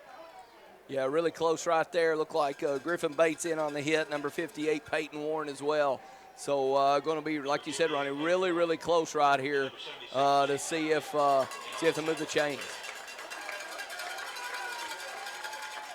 Going to move them. Going to move the chains. 1st and 10 at the Corbin 42-yard line. Johnson Central into Corbin territory. Power I formation, 2 tight ends. Handoff goes on the power play. He's actually going to pull it and keep it on the bootleg. Tripped up from behind. Not before he gets up to the Corbin 36-yard line, gain of 6. And that's that 3rd read on the belly. And that's just that assignment football. I mean, like I said, it starts with that fullback. You stop that fullback, you stop that running back, and then the quarterback can keep it, as we saw right there. So, 3 options for the Golden Eagles, and right there the quarterback keeps. So, again, Hounds reset and defensively right here and see if they can keep their eye on the football. Fullback dive across the left side. Picks up a couple. Going to be, getting close to another first down. I don't know that he got it from this angle. Going to be 3rd and short. Yeah, just 3rd and short right here. But again, the Golden Eagles look at it. We've got 2 downs to get a yard or so, and so no problem. Yeah, you don't move the chains for the Golden Eagles, no problem. We'll line up right here on 3rd down and pound away again. Double wing, fullback dive across the left. Got the first down. Down to the 28-yard line. Yeah. And this is where, Coach Greer, Coach Mills go to work right here. We talked about it last week. We talked about it the week before. In between the 20s, you can make plays. You can do what you want to. But when you get inside those 20s, Coach Greer, Coach Mills go to work and try to shut you down. That bend but don't break defense. Wishbone set. Hand off to second back through across the left side. No running room there. Stopped for about a yard. Yeah, not much in there. Looked like Gerard Smith in on the hit, Evan Baker, Jace Hatfield. A lot of hounds in there on that interior run. So, again, just brings up, a big play again as the Golden Eagles look to try to close in and get this game a little bit closer. Second down, double wings. Wide arcing motion, fullback dive across the left, huge hole at the 20, down to the 15. Wow. Yeah, I mean, you sit here and you watch it from the T107 Red Hound radio booth, Ronnie, and you think, how do they keep just running the football up in there and not being turned away, So, they've mastered this, and, Ann's going to have to get a stop. Wide arcing motion, play dead. Corbin has an injured player on the field. Now he's up. Corbin actually going to take a timeout. We'll take one quick one as well. 5:57 left in the 3rd quarter of play. 17-6 your score. We'll be back in 30 seconds. You're listening to Red Hound Football on T107. Have you been in a car accident? Whiplash is a common injury and very painful, leading to years of health problems. Discover a chiropractor that uses digital x-rays and will not twist your neck. Call and make your appointment with me, Dr. Deidre Pennington, and experience the difference at Pennington Wellness Chiropractic and Massage. Phone 606-261-2053. If you're having problems, trust our Grammy. We do! Side. No. Man, I tell something, Mike Bliss, go hit that fullback every time. Boom. 5:57 remaining in the 3rd quarter of play. Your score, Corbin 17, Johnson Central 6. I'm Ronnie Bowling with Jeff Barnett and Jenny Barnett in the T107 broadcast booth. Johnson Central has the ball in marching. They've punched it down to the Corbin 15-yard line where they have it first in. And, JB, they've been doing it all on the ground and all with the fullback. Yeah, exactly. Just, big number 11 for the Golden Eagles. Logan Morrow just hammering away up in there. And, you look at Logan Morrow just running the football, with that fullback dive. And then when the Golden Eagles need a play, they fake that run and then give it back on the counter coming across. So Hounds know exactly what they're going to do. They just got to line up here and make a play. Wishbone set on first down. Power handoff across the left side. He's going to bounce outside. Pushed out of bounds right around the 10-yard line. Pickup of about 5. And Jeremiah Gilbert coming up from his corner spot making that hit. But I tell you what, again, just a big run off the left side. Hounds, we've seen the Hounds, especially Frederick Douglass game, going to that goal line fire. So we may see that right here in any play just to get a hit in the backfield. 2nd and 5, same formation. Handoff across the right side. He's going to be stood up. He fights forward for a gain of about a yard or two. Now it's 3rd and short. Yeah, just a big 3rd down right here. But again, 3rd down, like we said, all football game, no problem. 3rd and 2 right here. Golden Eagles line up. You get half of that. You get it to 4th and 1, and the Golden Eagles going to go, especially being down on the scoreboard right here. So Hounds going to have to stop the Golden Eagles twice, right here on offense. 2 yards needed to convert. Grimm under center, wide arcing motion to the left. Going to give it to the fullback across the left side. Going to be hit for a loss there. Well, he did send the linebacker blitz. Baker back in the game, coming up big, hitting the fullback for a loss. Now it's 4th and short. Yeah, exactly. You almost have to send a guy a backer up in between the tackles, up right around that A gap, like you said, Ronnie. You got to send him right now, at once. If he hesitates a second, that fullback's going to get positive yards. So huge fourth down coming up right here. Johnson Central did go to the air down here earlier tonight. That's right. Under center, double wing formation, handoff to the right. Wide arcing motion. He's strung out. He's going to turn it upfield. He's in for the touchdown. There is a flag down on the play right around the 10-yard line. We'll see what the call is. Yeah, looks like the official marking a holding call, so this one's definitely going to come back. And, for the Golden Eagles. So Hounds doing a good job, again, bending but not breaking, and then forcing the holding call right here. So getting the Golden Eagles again behind the chains. 4th and long, not where this offense loves to be. That's not right. that anyone does. Exactly. Only one pass attempt tonight. That's exactly what I was going to say. I think we've only seen one pass tonight. For a tutty. For a touchdown, though. So, my goodness, the results are there. So, maybe look for the Golden Eagles to, maybe run a play action, some kind of, misdirection, if you will, and then look to throw the football towards the end zone. Couldn't tell the nature of the call. Looks like there were 2 infractions on the play because one of the penalties was declined. I didn't catch the nature, couldn't see the hand signal from here, but the result is marched back to the Corbin 17-yard line. I'd imagine that might have been a personal foul of some sort. About had to be. They've been hit with 2 chop blocks tonight. Yes, and that's probably, doing those chop blocks and that kind of blocking. When you run the football like this and, you get those runs in between the tackles, a lot of times, you're going to do that kind of thing. So, be interested to see if, the Golden Eagles go to the air attack right here on 4th down. 2 tight ends in the football game, double wings for Grimm. Flat motion to the left, fakes the handoff. Now he opens up to throw, has to throw it off balance. It is caught, and it's actually incomplete. Well short. Jacob and Gerard Smith putting Grimm into the dirt. Yes. Wow. Yeah, just instant pressure right there. We see the twins, Jacob and Gerard Smith, just like you said, Ronnie. Putting the gas pedal down, getting pressure in a hurry, and they make the quarterback Jacob Grimm see what it's been like all season long for all the other football teams the Hounds have lined up against. Grimm is fearless. Saw him running across the field, taunting Gerard Smith. I don't know if you've seen Gerard in person. It's not a guy I would probably mince words with too often. No, big old guy right Easy there. big fella. That's right. Yeah, timeout on that, that's for sure.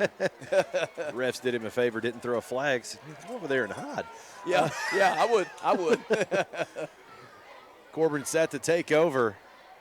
Extracurriculars drew no flags. That's a good sight to see. I think both sidelines are being warned about the chippiness, the general nature of the chippiness out on the field just to keep the game under control right now. Corbin is going to take over 1st and 10 on their own 17-yard line. Yeah, and you look at the offense coming out, the Hounds offense, of course, again, the Golden Eagles look like they're going to be in that zero coverage, just that man-to-man coverage, no safety, bringing the heat. So, again, Kate Elam, Coach Elam, do you take a shot down the field with big Eli Petrosky, Carter Stewart, Cam Estep, look to see if the Hounds spread it out and try to get a mismatch right here on offense. On 1st down, Elam going to go with the handoff to Bailey, puts his foot in the dirt at the 15, hits the spin move around the 20-yard line. Slam to the turf. We'll see the spot here. Looks like he gained at least a couple from this angle, maybe closer to 4 yards. Yeah, I think so. Guy Bailey run off that right side, getting some good positive yards, and good to see. I mean, when you've got a big front like that, like the Golden Eagles do, and no safeties, you've got you're almost outnumbered in the box. So if you can run the football with this defensive front, you're doing something. 2nd and 6. Elam back to throw, loads up, fires. Got Petrosky down the left side, hauled in and caught at the 33-yard line. More than enough for the Red Hound 1st down. Exactly. Great job right there. Kate Elam getting good protection in the pocket and delivering the football to the big Eli Petrosky. Great job by the Hounds. Corbin to the line in a hurry. Hard count, no jump from the defensive line. Elam makes an adjustment from the sideline. Twin wideouts each way as he operates out of the shotgun. Handoff goes to Bailey across the left side up to the 40, the 45, up to the 48-yard line. Bangs it ahead for a gain of 15 across the left side. Yeah, good job right there, Guy Bailey, of course, running behind that left side, that big Franklin West. And not to say maybe that throw set it up or anything right there with Eli Petrosky on the play before, but again, anytime you're willing to take a shot or, get that big completion downfield, it tends to open up that defense a little bit. So the Hounds taking advantage right there, running off the left side and getting good positive yardage in the running game. 1st and 10 at the Corbin 48-yard line. Twin wideouts each way. Bailey remains in at running back, offset to the right. Handoff goes to him across the left side again, up to the 50, 45. Multiple flags come a-flying on the play behind the line of scrimmage. Corbin going to get tacked with a hold. Yeah, this one definitely coming back, and I'm not sure who got the hold, but definitely coming back. We've seen Guy Bailey hit a couple good runs off that left side, but unfortunately for the Hounds offense, this run coming back right here. Holding is the call against Corbin.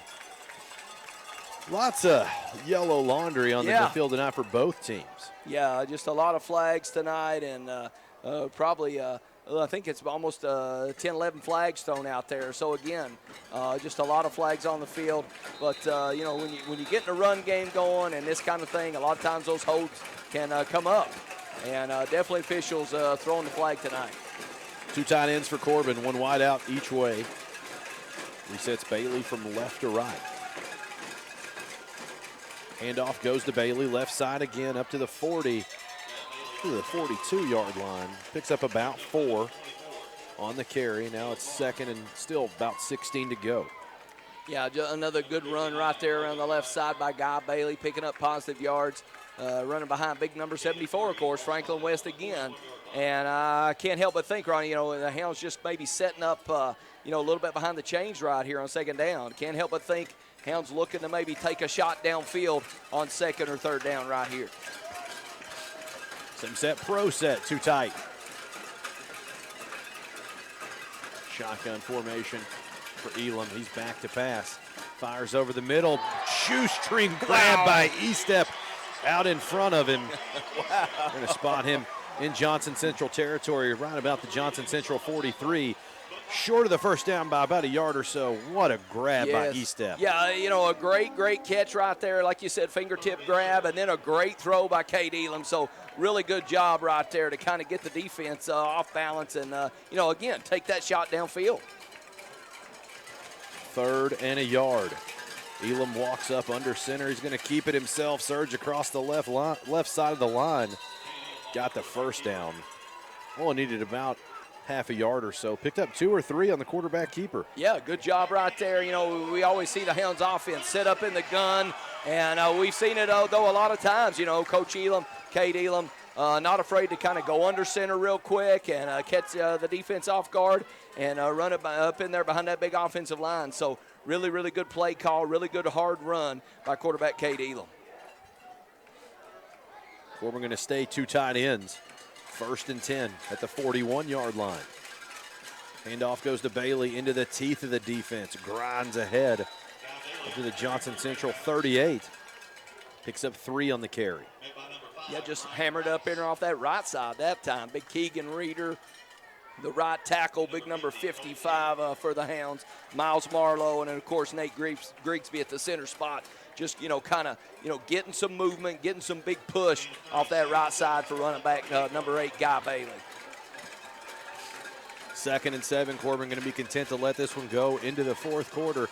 3 in the books and 1 to go. Your score, Corbin 17, Johnson Central 6. We'll be back in 60 seconds. You're listening to Red Hound Football on T107.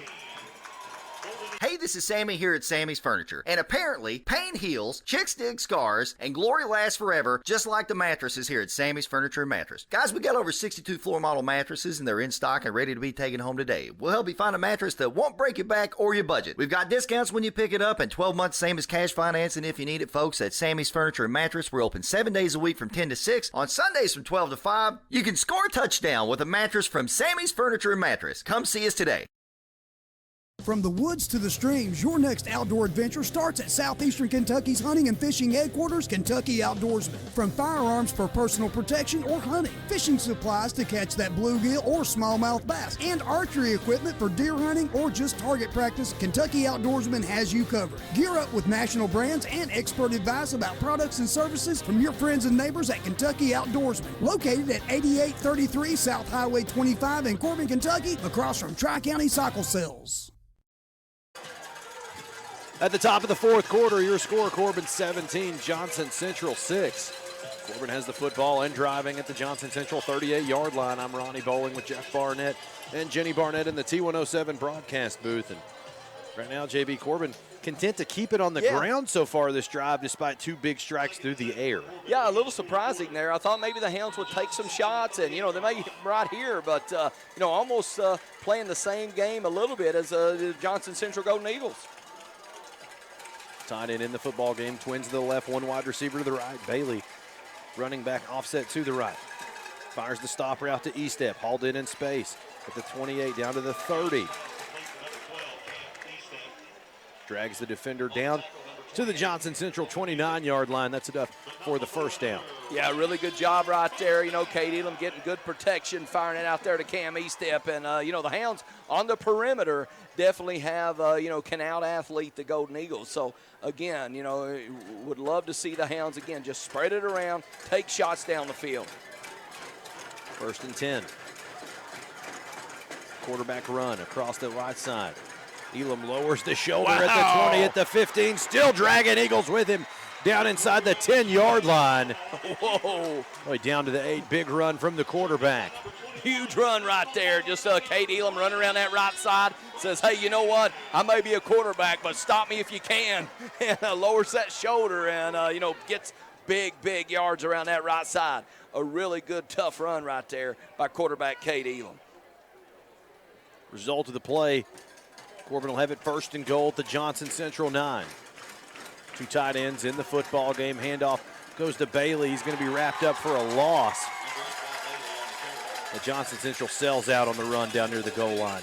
Yeah, exactly. You're almost getting a little bit of when you get to that goal line, you're getting a little bit of a guessing game. And Johnson Central, just selling out on that run and hitting Guy Bailey in the backfield. So, you may see maybe, Kate Elam pull that football. Action. Yeah, pull that football and fire it downfield. So, maybe something to look for as the Hounds attack right here towards the goal line. Corbin keeps in the 2 tight set, 1 wide receiver each way. Elam in the shotgun, Bailey to his right. He'll throw. Flushed out, going to throw the check down to Bailey. Hauled in and caught at the 15. Evades tackler, can't evade the second. They'll lose yards again. Going to lose about 3 on the check down route. Now it's 3rd and goal from the 15. Not ideal. No, yeah, it just, again, a tough play right here coming up. The Hounds need to convert and get some points on the board. A field goal still keeps that 2-touchdown range, the Golden Eagles within that 2-touchdown range. So Hounds need to really put some points on the board right here and, and get that touchdown. Sends Bailey in motion to the right. Drifting in the pocket, under pressure, flag comes a-flying. Elam throws it on the sideline, incomplete. Flag in the backfield, indicative of a hold, if I were to guess. Yeah, that's usually where you see one, so hold probably coming down. It looks like the white hat coming over to ask, the coach what they want to do. Johnson Central, of course, probably going to decline this. Yes. Yep. Result of the play is a 4th down. Corbin has it at the 16. Would not be surprised to see Coach kick a field goal here. Yeah, it looked like makes it a 14-point differential. Right. Yeah, and I think so. You're exactly right. Looked like, Noah Simon's on the field right here, but actually he's lining up at wide receiver, Ronnie. So Hound's going to roll the dice and go for it, looks like. 4th and goal from the 16. Corbin going to trust their defense. Elam in the shotgun, twin wideouts each way. He's under blitz. Rolls to the left, loads up, fires over the middle of the field. Got Stewart in the end zone for the touchdown! Wow. Wow. I tell you what, Kate Elam there does the spinner out of the back, against the grain a little bit. Spins to the left side and throws a dart right there to the Hounds' leading receiver, Carter Stewart, for the touchdown. Great throw, great catch. Good move in the backfield by quarterback Cade Elam to avoid pressure. And I'll tell you, just what the Hounds needed, a huge, huge touchdown right there. And I tell you what, we're on the visitor side, Ronnie, and this Johnson Eagle crowd has just suddenly went quiet. No cowbells. That's right. That's right. Praise the Lord. That's right. It's shut down the cowbells. That's right. Rolling left, throwing across the body, throws a rope yes. from 30 yards out. Yes. Simon for the extra point, boots it through the uprights and good. 10-14 left in the football game. Your score, Corbin 24, Johnson Central 6. We'll be back in 30 seconds. You're listening to Red Hound Football on T107. Ever heard the phrase big enough to serve you, small enough to know you? It's true at Hometown Bank. From the easy-to-use mobile app to online banking and even bill pay, Hometown Bank has everything you need to make banking easier. Whether you need to make a mobile deposit or would rather stop in and see a friendly, smiling face in person, Hometown Bank is here and ready to help. Stop in and find out how easy working with a Hometown Bank can be. Visit the Hometown Bank nearest you. Member FDIC, Equal Housing Lender. Football game, your score, Corbin 24, Johnson Central 6 on the back of a 4th and goal from the 16. Touchdown throw from Cade Elam. Hounds on top. Finally a little comfortable tonight. Yeah, I think so. And you talk about pulling one out of your hat right there. I mean, Cade Elam, like we said, does that big spin move in the backfield and delivers a dart to Carter Stewart. So great job by quarterback Cade Elam. Simon will approach, put the toe to the football, end over end kick, going to sail out of the back of the end zone for the touchback. Yeah, good job again. Boot. Yeah, big boot right there by Noah Sima. Noah Sima, we saw earlier, get that first field goal, and, he's had a lot of touchbacks as well and gets the touchback right there. So, again, Hounds, like you said, Ronnie, feeling a little more comfortable, with this lead right here, as this game goes on into the fourth quarter. Johnson Central struck first. Corbin comes storming back, 24 unanswered for the Red Hounds. Johnson Central to the line. Double wing formation. Grimm under center. Fullback behind him. Arcing motion to the left. He'll hand off to that running back to the left. He's going to take a shot. Wow. Around the 24-yard line. It's big Jacob Smith hammering him to the dirt. Well, yeah, just a big hit right there. Just coming off that edge, making that hit, and really squeezing the play. Jacob Smith at that outside linebacker or else that defensive end. I think, you see that underneath run, you just squeeze it, and right there Jacob Smith does a great job to close the door. 2nd and 6, same formation, same motion. Handoff goes to the fullback this time across that side. No running room there. Might have got a yard on the fullback dive. Not much up in there at all. Looks like big number 58, Peyton Warren, coming off the pile and doing a good job to turn back the Golden Eagles. So, Hounds, that's what we talked about, in the pregame, JB Keys the game, get that lead and then let the Golden Eagles play behind the scoreboard, behind the chains. And it's took the Hounds a little bit longer than we thought, but they are at that spot right now, that's for sure. 3rd and 5. Johnson Central splits one wide out to the right. Motion to the right as well. Toss sweep going in that direction. Going to be blown up in the backfield. Hit at the 25. No gain on the play. Johnson Central probably going to have to punt the football. Yeah, I think so. And I'll tell you what right there, Jonah Mahan, number 28, did a great job, almost like he was shot out of a cannon, to really come quick and set that edge. So really good play right there on the stop by number 28, Jonah Mahan for the Hounds. Also number 10, Griffin Bates in on the tackle for the Red Hounds. Number 3, Seth Davis on to kick it away for Johnson Central. Xander Curry standing on the 50-yard line right now, waiting to receive the punt. Yeah, and we saw Xander get, go down earlier, so good to see Xander Curry, of course, back in the football game.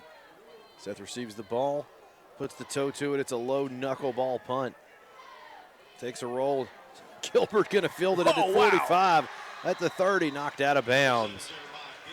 He was not the deep back, but he did field it, and he gets Corbin good field position at the Johnson Central 30. Exactly what I was thinking, Ronnie. You know, Jeremiah Gilbert probably never had any thought of returning that punt right there. But I'll tell you what, a good loose ball. He picks it up. It makes a good athletic play, and again sets the Hounds offense up. So really heads up play right there by number 7, Jeremiah Gilbert. 1st and 10 at the Johnson Central 30. Trips to the left. That's Eastet, Petrosky, and Stewart. Guy Bailey, the running back. Offset to the left as well. Elam going to give the handoff across the right side. Breaks a couple tackles.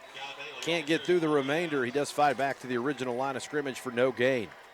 Yeah, and of course, Guy Bailey running around that right side. And no matter what, the score is, no matter what the time's left in this fourth quarter, the Golden Eagles, we continue to talk about it, just playing that zero coverage, that man-to-man, no safety coverage, and 11 guys in the box. And so the Hounds, are going to have to probably throw the football to move the chains. Corbin brings 2 tight ends into the football game on 2nd and 11. Fires the screen. Going to be dropped. Tried to find Estep out on the rocket screen. Couldn't hook up. Incomplete. Now it's 3rd and long. Yeah, it looked like the Hounds may have had something there. We saw a couple of the offensive linemen, big Franklin West, big number 55, Miles Marlowe, getting out in space, kind of leading the way for Estep. But unfortunately for the Hounds, the ball hits the ground. So you just kind of reset right here. Live to fight another day right here on 3rd down. 3rd and long, same set. Elam in the gun. Going to keep it on the ground. Handoff goes to Bailey across the left side. He's going to be wrapped up for a loss. Going to lose a couple.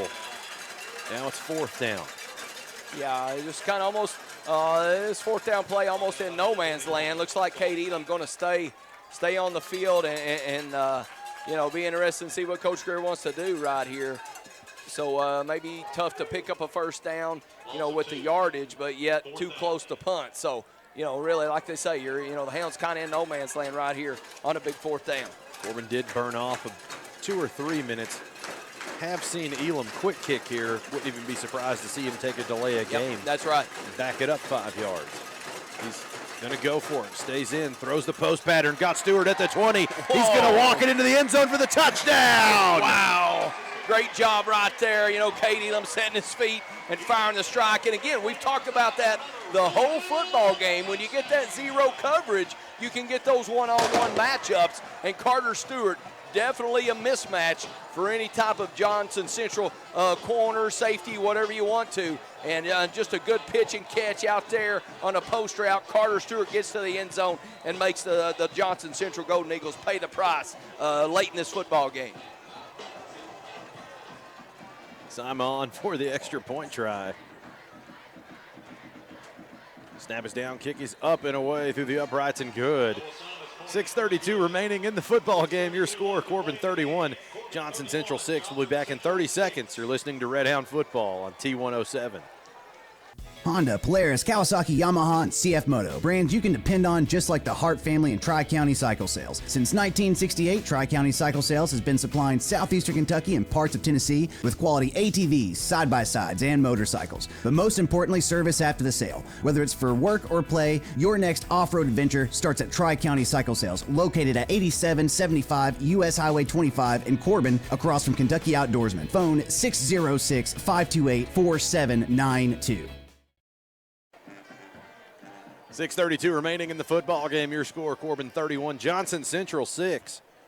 Cade Elam 4 touchdowns on the night. Big night for number 14. I'm Ronnie Bowling with Jeff Barnett and Jenny Barnett in the T107 broadcast booth. And been a big night, big second half for Cade Elam. Yes, and that's what happens. You see that zero coverage, and, you let your athletes go to work, your quarterback go to work, and put points on the board in a hurry. Sama, end over end kick, going to land at the 5 and bounce out of the back of the end zone for the touchback. So 6:32 left in your game. Corbin in the driver's seat now, 31-6. Your score. Johnson Central may try to grind it out of here and get out of here. Only one pass attempt on the night. Yeah, just one pass or attempt. Two. One that's was right. That's right. Yeah, and this is kind of where we thought this football game would go. You know, the Hounds get the stops, you know, get that zero coverage on the by the Golden Eagle defense, and the Hounds take advantage. So, again, it took a little bit longer than we thought, but the Hounds right where they wanted to be defensively, offensively. And, again, you know, you see the field goal by Noah Simon, the touchbacks, and special teams as well. So all three phases took a little bit longer, but the Hounds have definitely dominated in this football game. Johnson Central under center, wishbone formation. Hand off to the second back through. Big hole at the 25. Throws the stiff arm at the 30. Makes it up to the 41-yard line. Gain of 21 on the carry. First down, Johnson Central. Yeah, good run again. And, you know, like you said, the Golden Eagles content to hammer away. You know, they've only seen a couple throws this football game, so going to try to, attack and just hit those big runs. Wishbone set. Second back through again. No running room this time. Might have got a couple on the handoff across the right side. Yeah, trying to get the number off the bottom of that pile. Big number 76, Jace Hatfield doing a good job. Mikey Neal in there as well. So, again, just the Hounds defense, again, just not giving up that big play, trying not to give up that big run. And, anytime you can settle in, hold this football team to 6 points, I mean, for the Golden Eagles, you're doing a good job defensively. Wishbone backfield, 4 linemen to the left. Handoff goes to the left. He's going to be hit at the line of scrimmage. Might have picked up a yard or two. Sets up third and about 5. Look like number 17, Evan Baker, in on the hit. Evan Baker coming into this football game, 38 tackles on the season. The Hounds' second leading tackler. So, Evan Baker plays that inside linebacker spot. Always going to find that runner in a hurry. So, a good job right there by number 17, Evan Baker.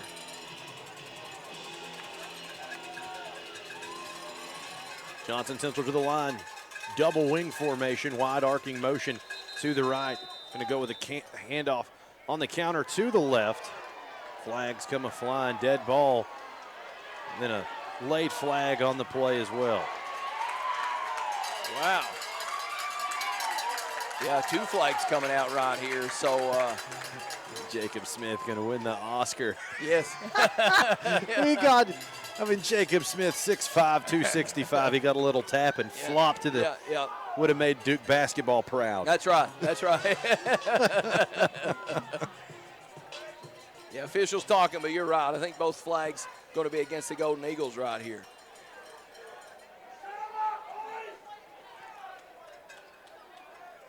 Officials are conferencing. Looks like there's 4 flags on the field. Yeah.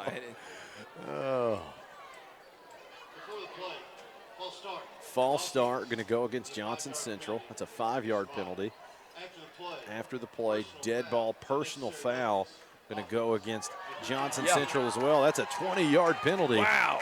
You don't see many of 20-yard penalties, but I'll tell you. I've not seen many. Yeah.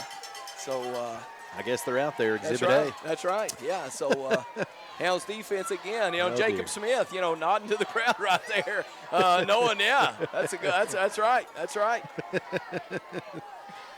Oh, the theatrics sometimes are at the end of the game are worth the price of admission. That's right. Yeah. Good job right there by the Hounds defense. And again, Jacob Smith drawing that big personal foul. So Hounds doing a great job again, getting those Golden Eagles way behind the chains. Hadn't said it all season long, I don't think, Ronnie, but we got to bring it back. Here comes third down and a cheap cab ride. That's right. For the first down, 25 yards to go. Grimm under center. Going to fake the handoff, going to give it on the counter. Back across the other side. He finally gets up to the 30. Still dragging defenders with him, but he's going to be put in the turf. Very, very shy of the yard to gain. They need to get to Corbin territory to convert the first down. They're not there. They're going to have to punt the football. Yeah, it looks like they're bringing the punt team on. And, again, the Hounds total command of this football game. And, again, just doing a good job defensively to kind of close out. I mean, you get that lead, and this is where like we said, 2 or 3 times already, you get that big lead, and then you kind of get to tee off a little bit. And, the Hounds defense, offense, special teams kind of really closing out the Golden Eagles right here. Davis on to kick it away. Timeout on the field. We'll cut away for a quick one as well. 31-6, your score. Corbin on top. We'll be back in 60 seconds. You're listening to Red Hound Football on T107. Hunting and fishing is a tradition born from the need to provide food for the family and love for the great outdoors. Regardless of your reasons, dedicated hunters and fishermen know the success starts at Kentucky Outdoorsman. From guns for the hunt or self-protection to rods and reels for the rivers and lakes to the best archery gear and hunting and target practice. It can be found at Southeastern Kentucky's hunting and fishing headquarters. Kentucky Outdoorsman, located at 8833 South Highway 25 in Corbin, across from Tri-County Cycle Sales. You know Mountain Dew is like no other soft drink on earth. That's because Mountain Dew is the boldest soft drink the world has ever seen.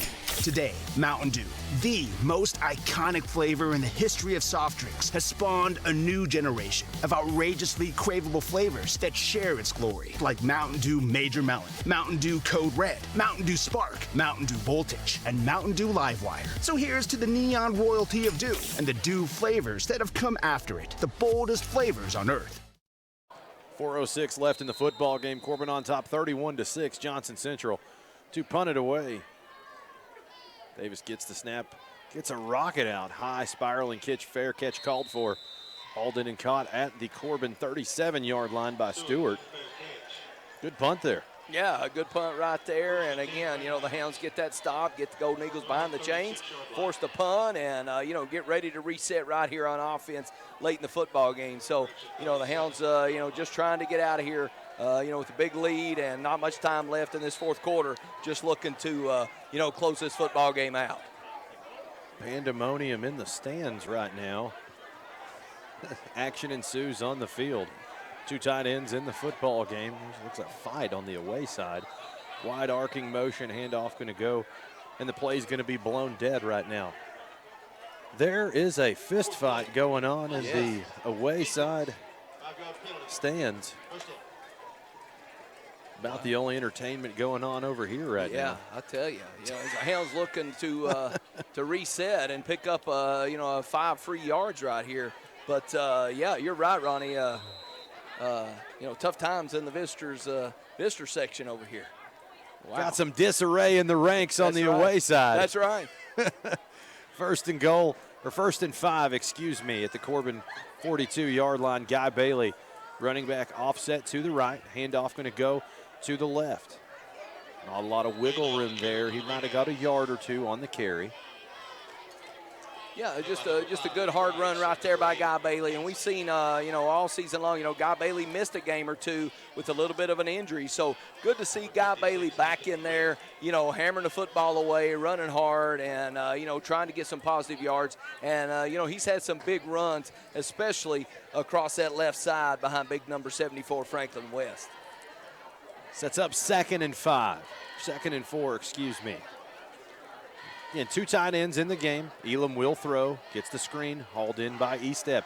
Makes some defenders miss at the 45, at the 50, at the 40. It's a foot race at the 30. Going to be tackled from behind. Good angle from the tackler there to get him down at the Johnson Central 24-yard line. Yeah, no doubt. Thought Estep may be gone right there. Just that little rocket screen kind of out in space and, you know, using, you know, the athletes for the Hounds, Cam Estep, and makes a defender miss and then puts the gas to the end zone. So, you know, Cam Estep one tackle away from putting another touchdown on the board right there for the Hounds. Got a hat trick with his arm. Got one touchdown with his legs tonight. Yes. Elam, no stranger to the end zone. No exception as well. 1st and 10 at the Johnson Central 24. Same set, two tight ends. Handoff goes to Bailey, bends it back on the counter trap. Moves through the defense up to the 21-yard line, picks up about 3 on the inside counter play. Yeah, and if you're ever going to work on the run, I mean, you know, the Golden Eagles are the team you want to, you know, get some things done on the ground with. If you can run on the Golden Eagles, you can do a lot. So, you know, Guy Bailey, again, hitting it around that left side, picking up 2 or 3 or 4 yards. And, again, good to see Guy Bailey working the run game right there, and can definitely pay dividends later, you know, in this football season as the Hounds move through the second half of the season and then into the playoffs.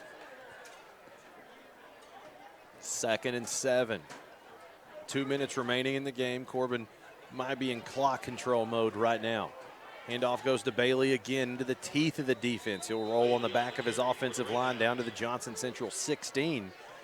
Picks up about 5 yards on the handoff. Now it's 3rd and 5 with 1:46 remaining. Yeah, just clock ticking down to 0, and Hounds looking to get out of here. But again, another good, tough inside run behind the big offensive line for the Hounds. Nate Grigsby and company, big Franklin West working hard in there. Big number 72, Zachary Howard in the football game. So good to see those guys getting to just tee off a little bit right here in this 4th quarter. Same set on 3rd and 3. Elam rolls out to his right, designed quarterback run. Now just going to fall down and eat it there on the 20-yard line. Sets up 4th down. 1:10 remaining in the football game. Yeah, the Hounds, again, this 4th down play, probably going to let the play clock run down right here, and then, kind of decide what you want to do. You want to kick field goal, you want to go, for the touchdown. So be interesting to see as the play clock winds down inside a minute in this football game what the Hounds do right here on 4th down. 45 seconds and change, about 16 seconds left on the play clock. I imagine Coach Greer may burn it down to the Wicks end and then take his second time out of the second half. Yeah, I think so, exactly. I think you're just going to run the clock down right here. All things considered in the realm of mathematics, Corbin looking to improve tonight to 6-0 on the season. Going to be on the road again. Right when we get back to home field, we got to go back on the road. Next week, taking on the Cougars of Letcher County Central. That's slated for a 7:30 kickoff. Again, on T1073 on your radio dial or T1073.com. And yeah, be interesting to see. I know the Hounds missed I guess I've tagged it as a bad weather game, so the RPI not in the Hounds' favor right now. So, as the Hounds move into the playoffs and, go on the road to Letcher County and then the last 2 football games at home right here, friendly confines of Campbell Field, be interesting to see, how the RPI, lines up for the Hounds. Definitely earned playoff, football right here at Campbell Field, but the way that RPI is, I mean, crazy things can happen, that's for sure. Corbin trotting in special teams unit out onto the field. This is a 37-yard try, if my math's correct.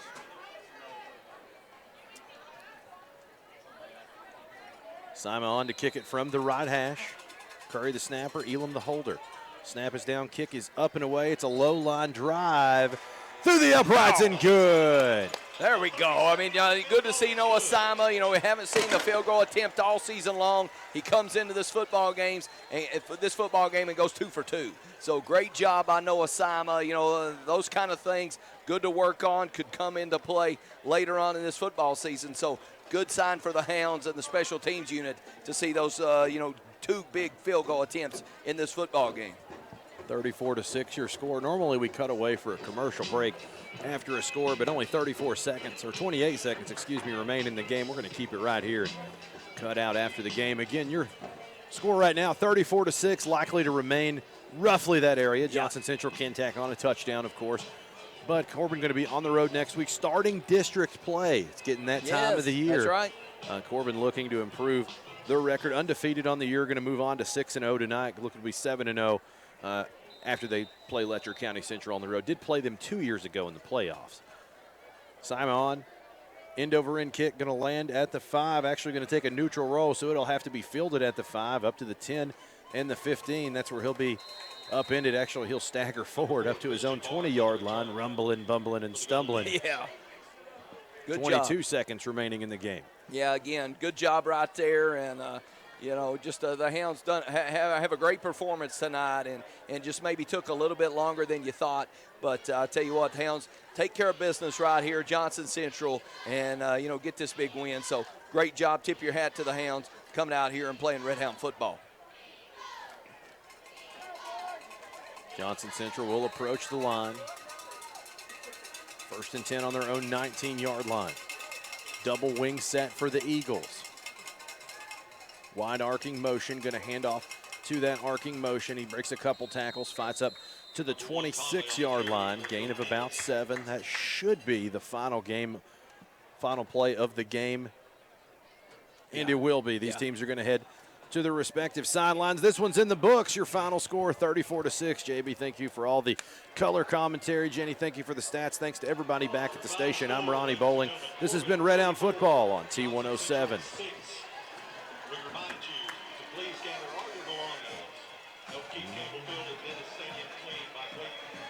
Thank you. Appreciate it.